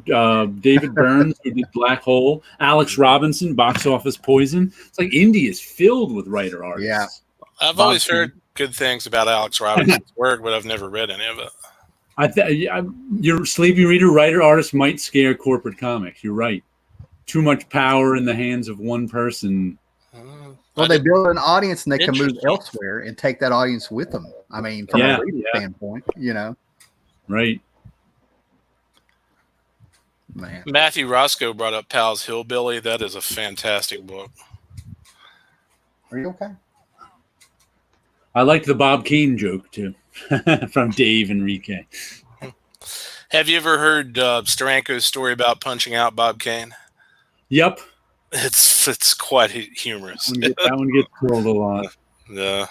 I wonder if it really happened. You have a point there. You kind of wonder sometimes, some stories. Yeah. Especially ones that reach that magnitude and they're repeated so often. Right. If it's apocryphal. If they're true or not, it would be, even if they're not, that would actually make for a great comic. Yeah. It's like the Martin Goodman golf game story where he told Stan to come up with the Fantastic Four is completely bullshit. That one that's been repeated a million times, that Martin Goodman was having a golf game with the publisher of DC Comics, whose Paolo always has to remind me who his name is. Paolo dropped out, so he can't remind me. That he was out on a golf game, and the publisher of DC said, "Oh yeah, JLA's be selling real well for us." So Martin Goodman went back to Stan and said, "Oh, we should do a team book." That story is completely made up. The publisher of DC Comics said he never played golf with Martin Goodman. Right. Didn't even know him. So Paolo's just frozen on us now. So I saw that. Yeah, but at least it's a good picture he's frozen on. Yeah. I've had some moments where, I've had that really bad face, crazy looking. Where your eyes are closed and your mouth is open. Yeah. Well, but I had to finish the conversation here. It dawned on me, writer artist, just to inject. Right. I mean, here's No. Would it technically be anybody that used the Marvel style? Jack Kirby. Yeah. I tell you what, though, I can't read the Mr. A books. They're just so. They make me mad when I read them. They're so. What's the word I'm looking for? Philosophically dense. I'll fall asleep. Yeah. I like the word hypocritical, considering what his philosophy is. I like them, but they're not great. I keep reading it, and I keep getting mad when I'm reading it because I'm like, it's hypocritical. It's hypocritical. There's a creator named Kenneth Smith that used to do a column. I think it was maybe it's in Comics Journal. It's called Phantasmagoria. And it was the equivalent of reading, a Steve Ditko, philosophical tale. By the time you're halfway through it, you're just like, what is he talking about? Hey, he's handing out lessons with those punches. Hey, Paulo, when you froze, Paulo, you had a very good picture. Good to know. You don't know I could have frozen in a stupid picture. Yep. My internet went back to. You're cutting out on us now. Yeah. Are you kidding me? Yeah, I'm all right. All right. Can y'all hear me? Is everybody froze or what's going on? No, we can hear you. I was just looking at the comments for a minute. Yeah. All right. Well, one of the things I kind of wanted to bring up, and this may be a non-issue. I'm completely prepared for that because it was 3 a.m. Okay, you know what I mean? But I've kind of been looking for things online that is really getting back just about comics. My image. You're frozen again, Paolo. Yeah. But He's gone to nothing but splash pages. It works for him, though, man. I mean, he smolders in his pictures. Let's face it. Come on, guys. But I think we're getting to this thing again where people write articles and they don't know comics that well, right? So I've been looking for these little groups or anybody who really talks about comics and it's the deep stuff, right? And I think I found somebody. He's got a YouTube channel with about 1,000 subs, but I'm not saying anything yet because I want to make sure I don't talk. I want to make sure this guy's legit, and I don't. I've promoted crazy people before, and I wish I didn't. All right. So yes. I've got 10 years of YouTube. I brought in a few crazies where I was like, "Damn it, they got me." But anyway, this guy posted this article. And it's about Fox getting the license, Disney acquiring all the Fox license, and they got the Predator and the Alien license, and they've taken it away from Dark Horse, and Marvel's going to be putting out these books and stuff. But I don't know if it's the ultimate speculation or if the article guy was really just trying to get clicks or whatever. And I looked it up, and I'm not seeing anything, but they're saying that there's books like Batman versus Predator, and I'm throwing out Superman and Alien, which is why it made me think they didn't know what they were talking about because they went straight to Batman. I saw it was making the rounds too. People going, "Ooh, this will never be reprinted." There you go. So that's what they're saying. These books won't be reprinted because if they did, there's like so many people that got to make deals with. So grab your trades now. They said trades, and the guy who posted it in the comments went to eBay and supposedly found a trade of Batman versus Predator that sold for $83. So I think you see where I'm going with this. Like, you couldn't even give those books away a few months ago. Well, sadly, Dave Gibbons wrote the Batman Predator 3-issue book there, and it's actually a really good story. It won me over. I have those. I have literally just about anything Alien that Dark Horse ever the Superman Alien took me out. Batman and Predator brought me in. Superman Alien took me out. You know, I liked the Lee Weeks drawn Superman Alien. I thought that was all right. I had the Magnus Predator that Lee Weeks did, and that was really good. Yeah, I mean, my favorite people writing about comic books who know nothing about comic books recently that I saw on Twitter was someone had an article about the Shang-Chi movie, and they were giving a little history of Shang-Chi, and one of the things they wrote was something like, "Oh, it wasn't until 2010 that Marvel made Shang-Chi actually look like Bruce Lee." What? And I went, "Really? You didn't even glance at 70s Shang-Chi comics?" Well, when here's the problem. Well, here's the problem. I think what my topic was going to be, and I'm just going to put it out there. I'm not going to try to be gingerly here, right? But we have bullshit detectors. Maybe it's because of our age. We lived a little bit more life. We read comics for a long time. There's people who believe this. Thus, they bought a trade for $83. You can probably find in a dollar bin. Right. All right. So what I'm saying is that, like, isn't it kind of, I mean, doesn't that kind of hurt the hobby even more again? Because these people know how to present themselves like they're experts, and we look at this stuff and laugh. But if you look at this stuff, there's people believing them. What do? I mean, we're not the moral high ground here, so we ought to call them out. And somewhere out there's a dealer that says, "I can't believe somebody paid $83 for this." Yeah. There's a sucker born every minute. Well, I remember a couple years ago seeing the Hellboy, Starman, Batman books going for $25, $35 a piece, and they were still worth $3. Right. You know, and I called them out online. I took screenshots and circled stuff, and it just made me mad because I'm like, this is going to make some kid decide not to buy comics anymore because they got burned. But I mean, when it comes to like topics you talk about on here and stuff like that, is this something? I mean, do you really warn people? I mean, all I can tell you is I've got a video where I'm like, know your comics or lose your shirt. I mean, I don't think you can warn people. Yeah. I mean, who are they going to listen to? The charming guy who says, "Oh, you're going to make a lot of money with this one," or you saying, "No, you're not." They're not going to listen to you and me. It's a little kid you're saying, "Don't touch that burner on the eye when it's orange. It's hot," and they have to do it.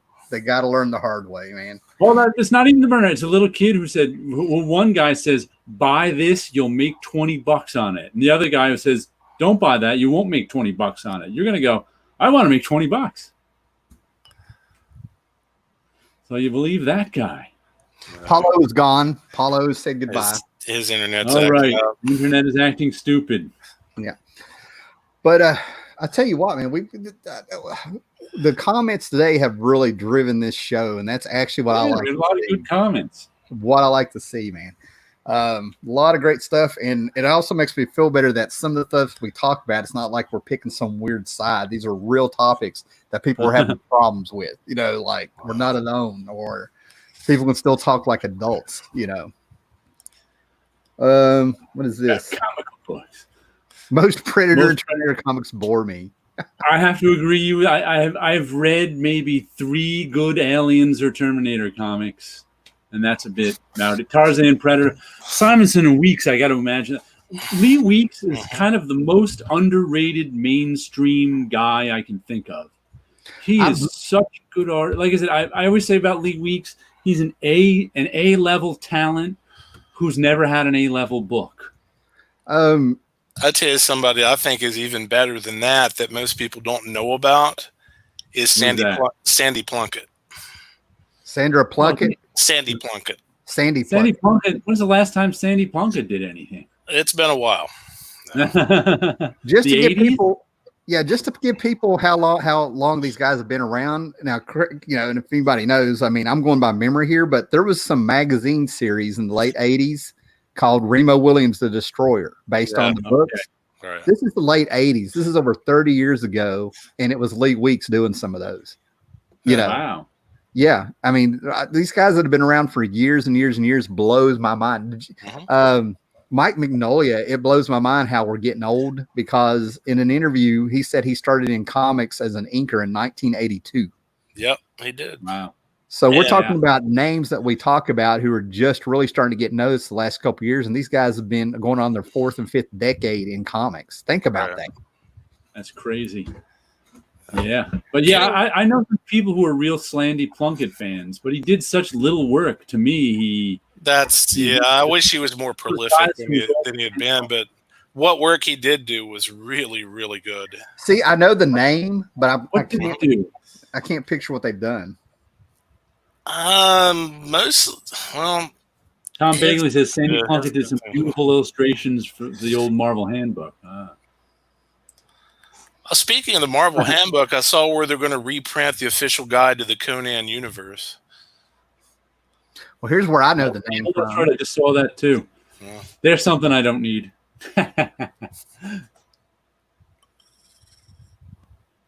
Yeah, Sandy Plunkett, that's probably where I need to know the name. If it's in those handbooks, I practically studied those things. Orvidal says he worked on some of Ann Nesenti's. I know Lee Weeks did. Did Sandy Plunkett too? I think I have all those. Lee Weeks, John Romita Jr. They had a lot of people come in there. Rick Leonardi. This hillbilly accent coming out when it comes to the Italian names. Yeah, I like what John Jones said there about he doesn't have friends who collect comics, so getting involved in chats. Tim. Yeah, I agree. That's why I like doing this too, is because I have some friends who collect comics, but I don't always get to talk to them. So right. Like I said, my friends are so. It's amazing how people are. It's easier for me to get people who I've never met and talk to them over YouTube than it is to get my friends to talk to over any video device. Because my friends are just old and they're like, cranky on video. Who talks over like, well, I mean, that's one of the reasons people do this for years and they don't really get caught up in the views and stuff. You know what I mean? Mm-hmm. Right. I mean, when we all found each other, well, I mean, I came in 1.5 generation there, in between two of them. And when I was doing early videos on these comics and stuff, the videos were much more interesting, even though I presented it really dull. But what I had to say, it was stuff that was in my head for 20 years that I couldn't talk to anybody about. I had a job where I drove all the time. So, I had time to think and all this stuff. I started doing these videos and it was cathartic. I was just putting out all this stuff in my head for 20 years. And it's fun to get feedback. Yeah. And there was people interested, even though it was like 75, 85 people at the time and a few videos took off. But not many people are interested in what's a crossover and what's an event. I think we could keep going with that. I mean, I know. We still don't know. Yeah. We still don't know what's a crossover. What we don't have. I think it's important to have terminology. Like one of the things that I always hear that I always laugh at is it's all about the conversation, right? Is first when people argue what's the first appearance. That's because there's two definitions of first appearance, and people don't know that, especially younger people who weren't around in the 70s when first appearance first became a phrase. And it became a phrase, I think, mostly because of Wolverine. Because most of the time before then, you wanted if somebody not 100%, but he's one of the first big guys to not appear in a first issue of something. Who was that? I said Wolverine was one of the first big guys to not appear in a first issue. Spider-Man, sure, he had Amazing Fantasy 15, but everybody knew that was common knowledge by the 70s. Hulk had a Hulk #1. Spider-Man still a Spider-Man #1, even though Fantastic Four #1. You want to Thor? His first issue was that their first appearance was a first issue. That was standard for Marvel. Yeah. And usually, what fans would say, they wouldn't care because it was, first of all, it was not driven by collectors. It's driven by readers. That's what happens first. When something gets popular, first gets popular with at least then. Now it's a little different. It would first get popular with readers, and then get popular with collectors and/or sellers. Right. Mm-hmm. So, back in the 70s, when you were kids, and you were a fan of anyone, you then wanted to read the first story he appeared in. Mm-hmm. That was the phrase. Where did he first? I want to read the first story he appeared in, which is why Hulk 180 was meaningless, because that wasn't in the first story. If someone ended up on the last page of another story, you didn't care, because that was the first story he appeared in. But that's where the phrase "first appearance" comes from, and then after a while that got shortened to "first appearance," and now there's kind of two versions of it. And then of course sellers and collectors started using the phrase. They wanted to sell you or collect something that had a first appearance, a cameo and an appearance. That wasn't the same as the first story. And like Wolverine was one of the first guys who the first story he appeared in was Hulk 181. That's why that got to be so expensive. But the first appearance as a literal phrase is Hulk 180, but it wasn't a literal phrase. It was the first story he appeared in was the actual phrase. And people don't know that. So nowadays you've got people who use first appearance could either mean the first story he appeared in to some people, or literal first appearance. That's why there's so much confusion now, because the same phrase means two different things. But people don't know it means first story he appeared in anymore. They just don't. Well, there's a lot of stuff where I don't know if it was people. It might have been a combination of things. We're talking about human nature here, but you had people who had these books, and they look at it logically. Hulk 180, the last panel. I've had that book. Gene Paul Ace Peter had it. I traded to him because it was a beat up book. That's the first appearance. It's the first printed appearance. Then you had people who were out to make a money. But you have to understand that phrase "first appearance" comes from the phrase "first story he appeared in." Yeah. That came first. Yeah, because the readers and fans were there before the marketers. Well, that's what I'm getting at. Where could it have come from? You know what I'm saying? Why did we do that? Was it because somebody had that comic and nobody got 180, but so somebody was trying to sell 181? I mean, there's a lot going on there. One of the things that makes me mad, and I've always done it, is Swamp Thing 25, where they put a cameo of Sting in, and people try to say that's Hellblazer. And I've seen actual sites that tell you how much your book is worth and why. Go with that. Even though I've got Steve Bissett or Rick Vetch or one of those guys on Facebook come out and say, no, that's not the first appearance. Right. That's what I mean. So if there's people out there who are dying to say they have a key book, maybe because they missed it, but there was a cameo, but I bought this one. Howard the Duck Kiss. That's the big one. That's the first time I really saw it. Kiss shows up on the last page, but the next story they're in 2-3 pages, Right. And it was the next issue of Howard the Duck that was worth something. Kiss appearing. Yeah. The last time I actually saw something like that was the first appearance of Archangel back in the 80s, because I just rebought the books, Right. But issue 24 is the first appearance of Archangel, but in the issue before, he has a mask on, and there's 2 pages of him flying around demonstrating what he can do because Apocalypse told him to, but he has a helmet on. So it's actually issue 23 is his first appearance. I just don't get how everybody decides. Now, we're not talking about somebody saying this is a cameo and this is an appearance, but everybody ends up agreeing if there's money involved. And in the beginning with Hulk 181, everybody decided, because that's Hulk 181 was the first story he appeared in, and that's what everybody wanted.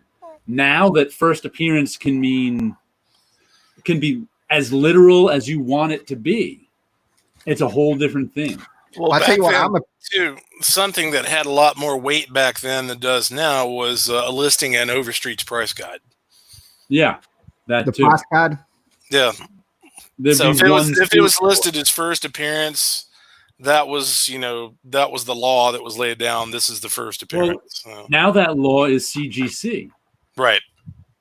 How many times have you seen videos where they're like, "Oh, CGC didn't list this as a first appearance," and people will be like, "What's going on?" I will tell you why I don't consider a first appearance, because to me it's got to be in the actual comic, and if anybody wants to disagree with me, I'm not going to try to chop heads off. You know what I mean? But like Hellboy's first appearance is actually in some kind of San Diego Comic-Con thing. Some people try to say that a Malibu preview issue is the first Spawn. There's a Marvel Age where that's supposed to be somebody's. Well, that's because they're getting more and more literal with first appearance. When it used to not be literal at all. It used to be like the first story he appeared in was what the fans wanted to read. I think it dilutes the hobby. First appearance, it got more and more literal. Yeah. I think it hurts the hobby, and it really turns people off. You're making it more complicated. And people are like, I just don't know.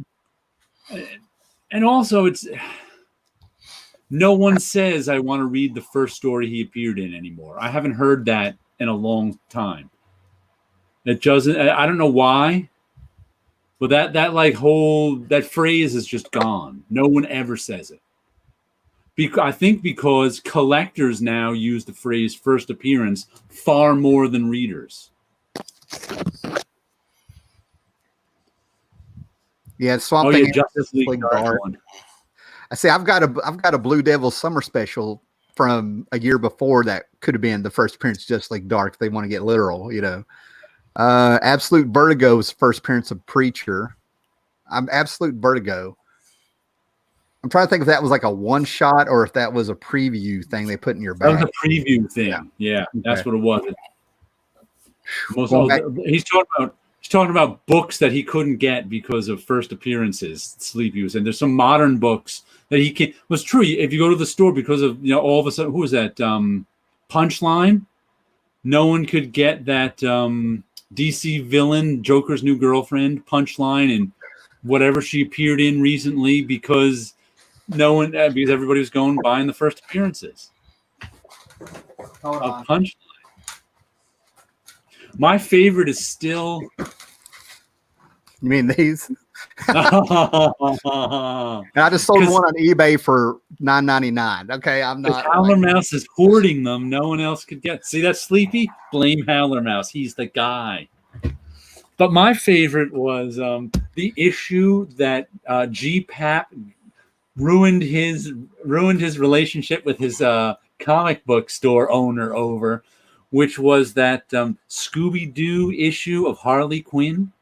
Scooby-Doo with who? Because I think I had Harley that. Quinn. It was like 3-4 years ago now. Yeah. An issue of Scooby-Doo came out with guest starring Harley Quinn. And all of a sudden, everybody on YouTube was all over it. They were all looking because Scooby-Doo was a YouTube because of a few channels. I remember this now. Right. Everybody was chasing that. Oh, it's only got a print run of 17,000.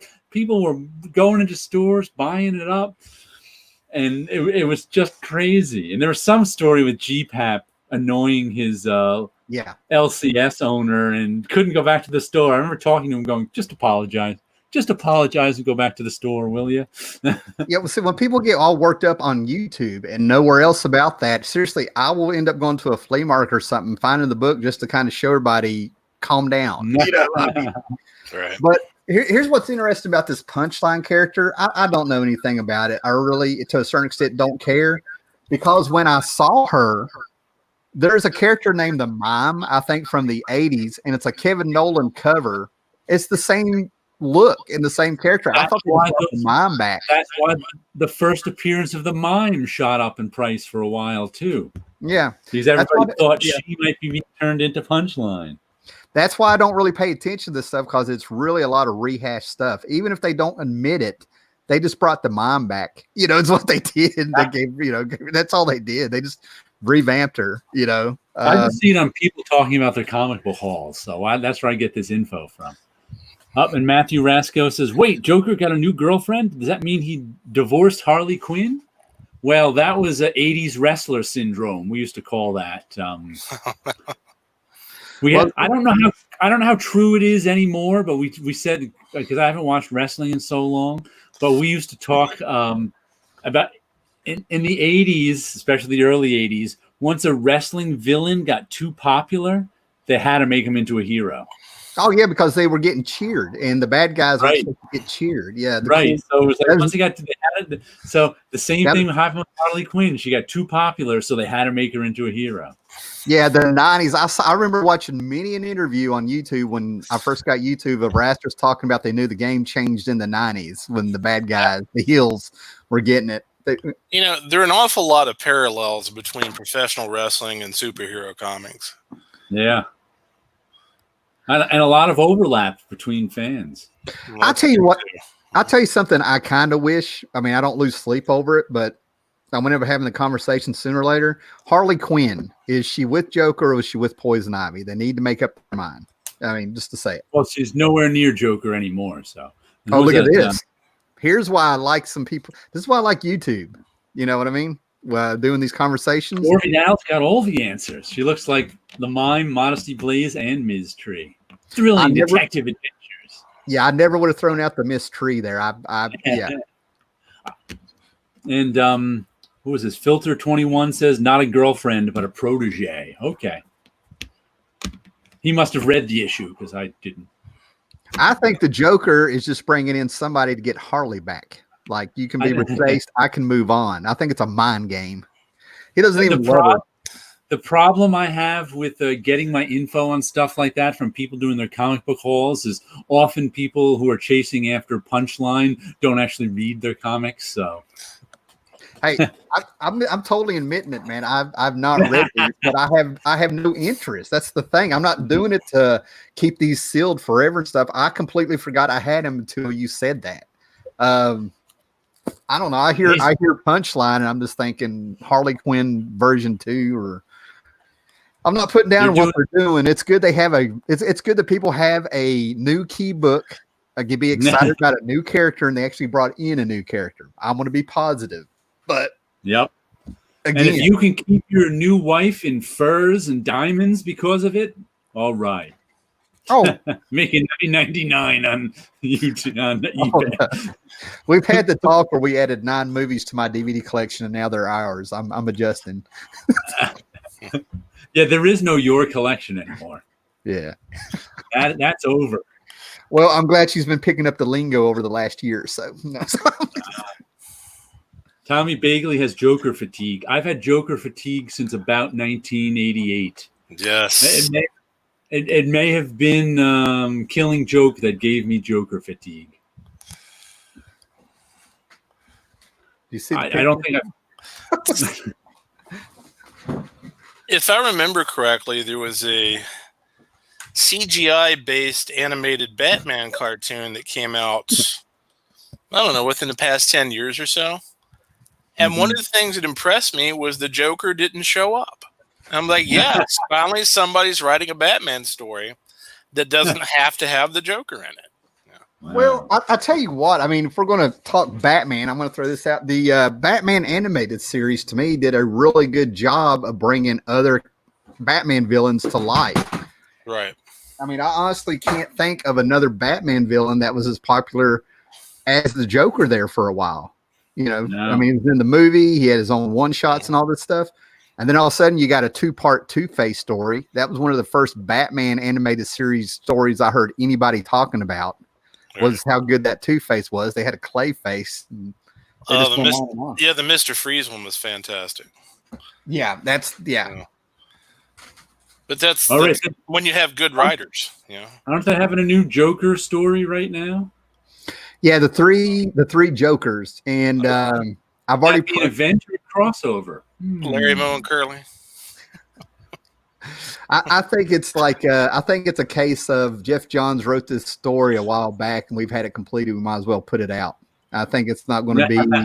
I don't think it's going. I think it's you're either going to like it or you're not, but I don't think it's going to burn things up.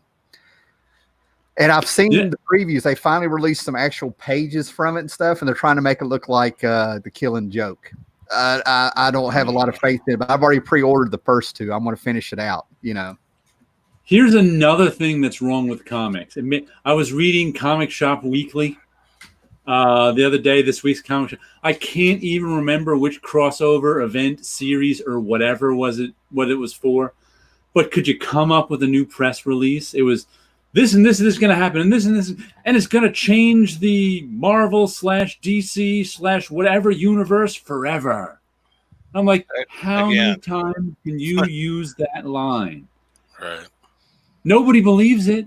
It's just makes everybody things for a few years. Yeah, it's going to be a few years. We're going to change it for a few years. Hello, Pedro. Well, it's like when you come across a journalistic article that talks about how comics aren't for kids anymore, and they manage to put the Pal Biff in the the title of the article, and you just want to strangle. Tell you how much Action Comics #1 is worth. Yeah. It's like I've only seen this 8 billion times over the past few years. Oh man! Have anyone read the Judge Dredd Batman comics? Yeah, I've got the trade over here. It's actually a trilogy. I found out. Yeah, yeah. The first one's Simon Bisley, and I have that one. The other two that came over a course of a year or two, and it's supposedly a trilogy. But the first issue, Simon Bisley drew Batman to where he looked like the devil a little bit, and Gotham was hell. He used a lot of He came out and said, that's how I was doing this. The Batman Judge Dredd stuff, it's justice. It's got a theme, justice against, what was the word? Law. Yeah, justice against law. And I remember seeing interviews in comic scene. I probably still had the actual issue where even the writers were like, Batman would completely destroy Judge Dredd because he's about justice and not law or something. Have you seen the old, speaking of comic scene, all those old comic magazines from the 70s that Sleepy Reader has been getting? Comics Reader and whatever. I was like, whoa. I love those kind of things, man. They're great. Yeah. They're pretty neat. He was reading us the news from like 1974 in comics. Yeah. Did you ever see an older fanzine that was called... was the Reader's Blast Comic Collector, and is commonly abbreviated as RBCC. Rocket Blast is his comic. That was like the 60s fanzine that went into the 70s. I know of it. It went up through the 80s, actually. Yeah. Went up all the way there? Yeah. So I think Sleepy Reader got some. Some of those old issues have got some really good material in them. Yeah, it's fun stuff. Fun stuff. Batman Judge Dredd just reminded me, Batman Grendel is probably still my favorite Batman crossover. I'll have to dig that one out again. Now that would be a crossover when like two characters from two different companies. That's a crossover, yeah. That would definitely be a crossover. No doubt on that one. But an event would be if all the other characters from both universes ended up getting dragged in. That'd be a crossover event, maybe. That's not an event. That's a travesty. Are you okay? Oh, yeah. Starlog. Yeah, I used to read Starlog on a regular basis. Absolutely. Sleepy Reader tells us Rocket Blast Comic Collector had wonderful covers, too. Yeah, they did. They had the covers by a lot of artists that weren't well known at the time. That are big names now. Yeah. Old comic. Yeah, Amazing Heroes was great. Anything that had extended interviews as well, not just Comics Journal, but there were other magazines of that. Anything that had an extended interview with an artist, I was all over that. For some reason, I was never a huge fan of interviews. I read them back then, but I haven't really read a ton of them, like in the last 30 years. Well, for me, I would read the ones for people I was interested in. If it was somebody, But I also used to read like Back Issue Magazine, which had tons of interviews. So I'd read those interviews. For some reason, I don't know why interviews can sometimes turn me off as sort of an art form. Mm-hmm. But sometimes I read them no problem, and sometimes I'm just like, interviews. Well, I've come to appreciate these older magazines. I'm glad I held on to some. I'm glad I've grabbed some here and there because they're a lot more. There's a little bit more integrity in there. Like we're printing what was said. We're not presenting it a certain way. We're not being biased. We're not making it topical or anything like that. Here's the interview. Here's what he's got to say about the word. You could tell sometimes the interviewer and the guy were friends, Right. but they were more to the point.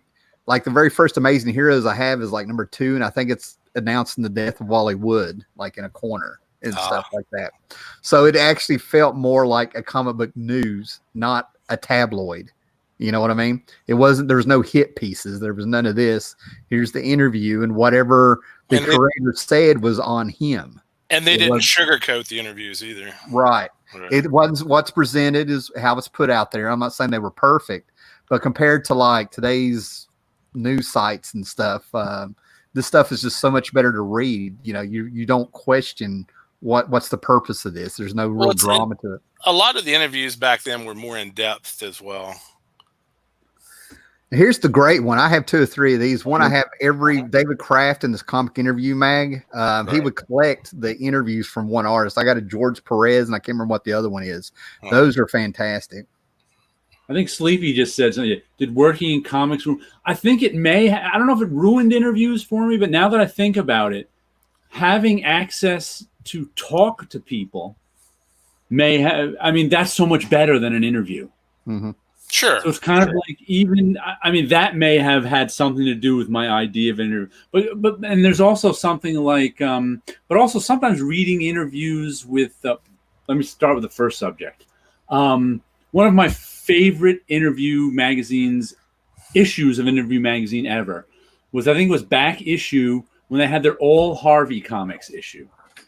Okay. When I first got, I think I had a subscription to it at the time, and it was one of those that came in my subscription. I was like, Harvey Comics. I'm not the least bit interested in Harvey Comics. Whatever. And I put it down. When I finally got around to reading it, it was my favorite issue because it turns out I know nothing about Harvey Comics. Right. And to read all this stuff about an area of comics that I knew zero about was fascinating. It's like sometimes on the DVD extras, they're actually better than the movie itself is. Yeah, it was fascinating. Analogy, right? And then there's stuff like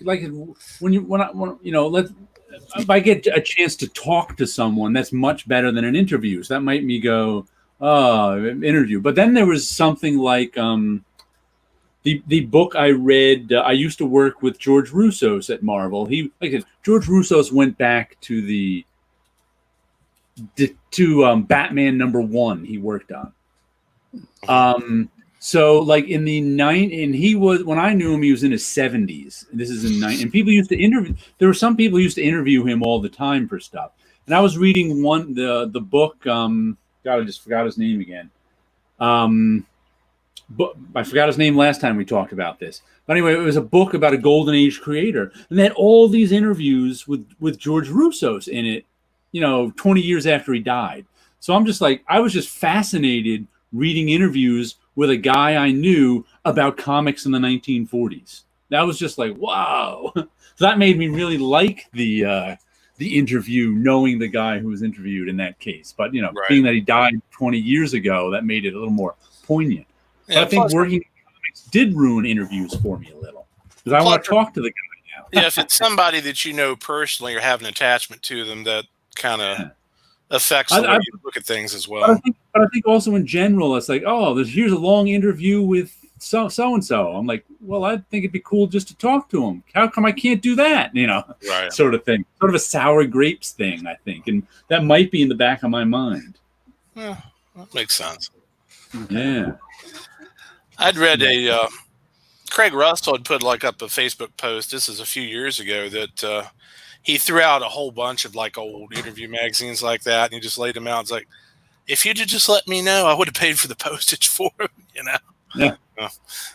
Sleepy Reader says they can't be themselves in most interviews these days with carefully crafted public relations, which is why I loved the Howard Chaykin interview so much.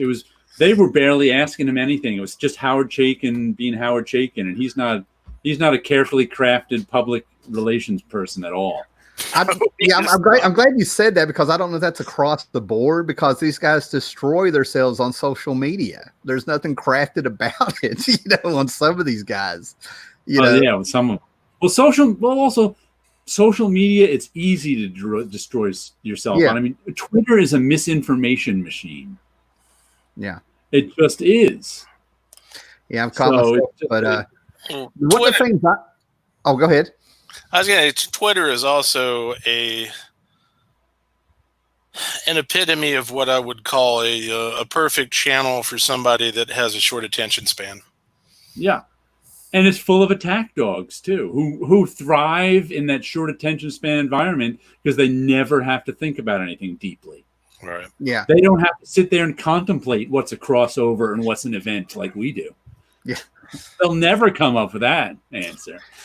Well, yeah, I mean, I could go on about the psychology of using Twitter, but the name of the game though is the nastier you are and the more you tweet and the more you do things, you construct a reality that's not real. And there's a lot of people that buy in. That's the real world. You know, the very first place I noticed that were the comment forums on, what was the name of that?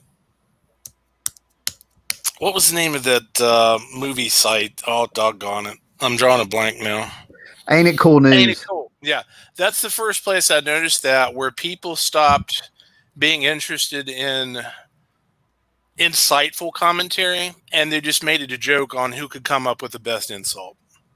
Oh, any comment boards are a nightmare. I mean, if you go into forget comic book comment boards are nice compared to mainstream people comment boards. Oh, just go click on any comment store on any news story, and it's like, oh my God, people are insane. I never want to leave my house. I made the mistake of doing that the other day on a local news story, and I really wish I hadn't. Yeah, you're like, I didn't realize I lived with so many lunatics. You hit the nail on the head, man. It's like, I don't even want to go out my door anymore. These people are crazy. Yeah, it's like whenever I think like the comic book comments are too out there and crazy, I go to a real world comment board and go, wow, comic book people are pussycats. Right. I'll tell you what I have noticed, and I really do, and I really could bring up some examples, is I've noticed when the writers' actual material they were putting out is actually kind of declining in quality, and we're not talking devastating. You can just tell that it's different. Yeah, okay, we'll put it that way. I'm not here to destroy anybody. It seems like their rise on Twitter and getting nastier and being more on Twitter than they were before is on the up. It increases. I mean, I think you could actually chart it out with their quality of work and their amount of time on Twitter. You know, Twitter can be such a distraction. Or even like any social media. I found myself on occasion, I used to do it more often, but I can't anymore, getting into an argument or discussion on Facebook with friends, even not with, and it's just like, you know, it takes, especially there's some people I can get into a discussion on Facebook with, and there's some people who just suck all the energy out of you. Yeah. And I'm just like, forget it. I can't do that. and Twitter's like that too. I think your writing, their writing can go down in quality just due to the amount of distractedness they have on Twitter. Like I said, it can suck all the energy out of you. I can go with that. You know, Twitter affects their work, but I kind of started looking at it where they were compensating for them knowing that their work isn't all it could be. So I'm going to compensate it over here on Twitter. No, I don't think that would be it. I think if your work's, I don't think you would know your work was declining. There's one or two. I kind of think that's what they did, but I mean, that's what I'm trying to say. I mean, I totally get what you're saying, and I agree. Yeah. I agree with you, but I do think there's one or two who are the exceptions that, you know. Okay. I think it would be their work would decline because of Twitter being a distraction. Yeah. Like I find myself being distracted. I'm like, there's a couple of times I remember it, and it's like, something, and it's like I don't even know I'm doing it until all of a sudden I find myself having a discussion on Facebook with someone. I'm like, you know, and all of a sudden I'm wound up, and I'm like, oh, why am I doing this to myself? All right, bye. Like I said, there's a few people I can have discussions with without being wound up. No problem. And that's why I never ever argue with strangers on Facebook at all. Like I was having a discussion yesterday with one of my friends on Facebook, whatever, minor, and someone jumped on. I was like, I'm done. Bye. See you. And like, you know, I'm not arguing with a stranger. It's not my job to educate the world. Especially since I'll be a complete failure at it. I know. it being Facebook. One of the things that's fascinated me about Twitter, and it really is a fascination, is, you know, a lot of people use social media a whole lot, but it's how people get together and like this, they really make a narrative of the world on there. Like, this is how things are, and they all agree on it. But somebody will post a live video somewhere and you're seeing what's really happening. Do you follow what I'm saying? Like, everybody's saying, oh, this is how things are, and here's how we see them. And then like somebody will post a video like, no, I'm really here. Here's what's going on. Yeah. And then the news will report on Twitter. The media news will report what's going on Twitter. I'm like, this is bizarre. I find it bizarre how people really think Twitter is a reflection of the real world. It really blows my mind. And it's just a bunch of people almost working together, having that same train of thought, and they all agree this is how it is. Yet when you get off Twitter and step outside, nobody knows what somebody posted a week ago. You know, like, in a lot of cases, what people are looking for in Twitter is justification of their own opinions. I can go with that. Yeah. Yeah. Mm-hmm. Well, let me tell who asked this question. Filter 21, whatever happened to Bill Willingham, the writer-artist?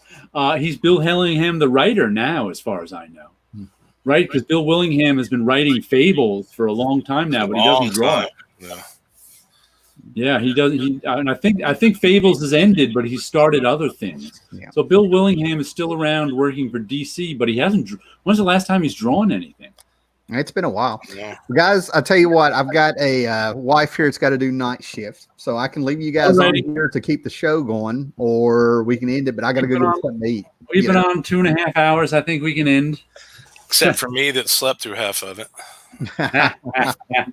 But great show, and let's face it, man, I think what made the show were the comments today. That's what got us riled up. I mean, let's still more we haven't got to, so we'll have to get to them next time. Oh, yeah. So hit that bell, subscribe to Jared over there, subscribe to Paula who came in, subscribe to Ed. We need to get Ed on here eventually. Ed's been on YouTube for quite a while, and you know, he's a good guy, man. So we need to get him on here sometime. Sleepy Reader's got a good channel too. Oh yeah. Get Reader on here sometime or something to get a little rotation going. Yeah. So, all right. So everybody be excellent to each other. Thanks a lot. Thumbs up. Show. Yeah. And come back with the comments, man. I think that's really what gets us going here. So later, guys. Bye.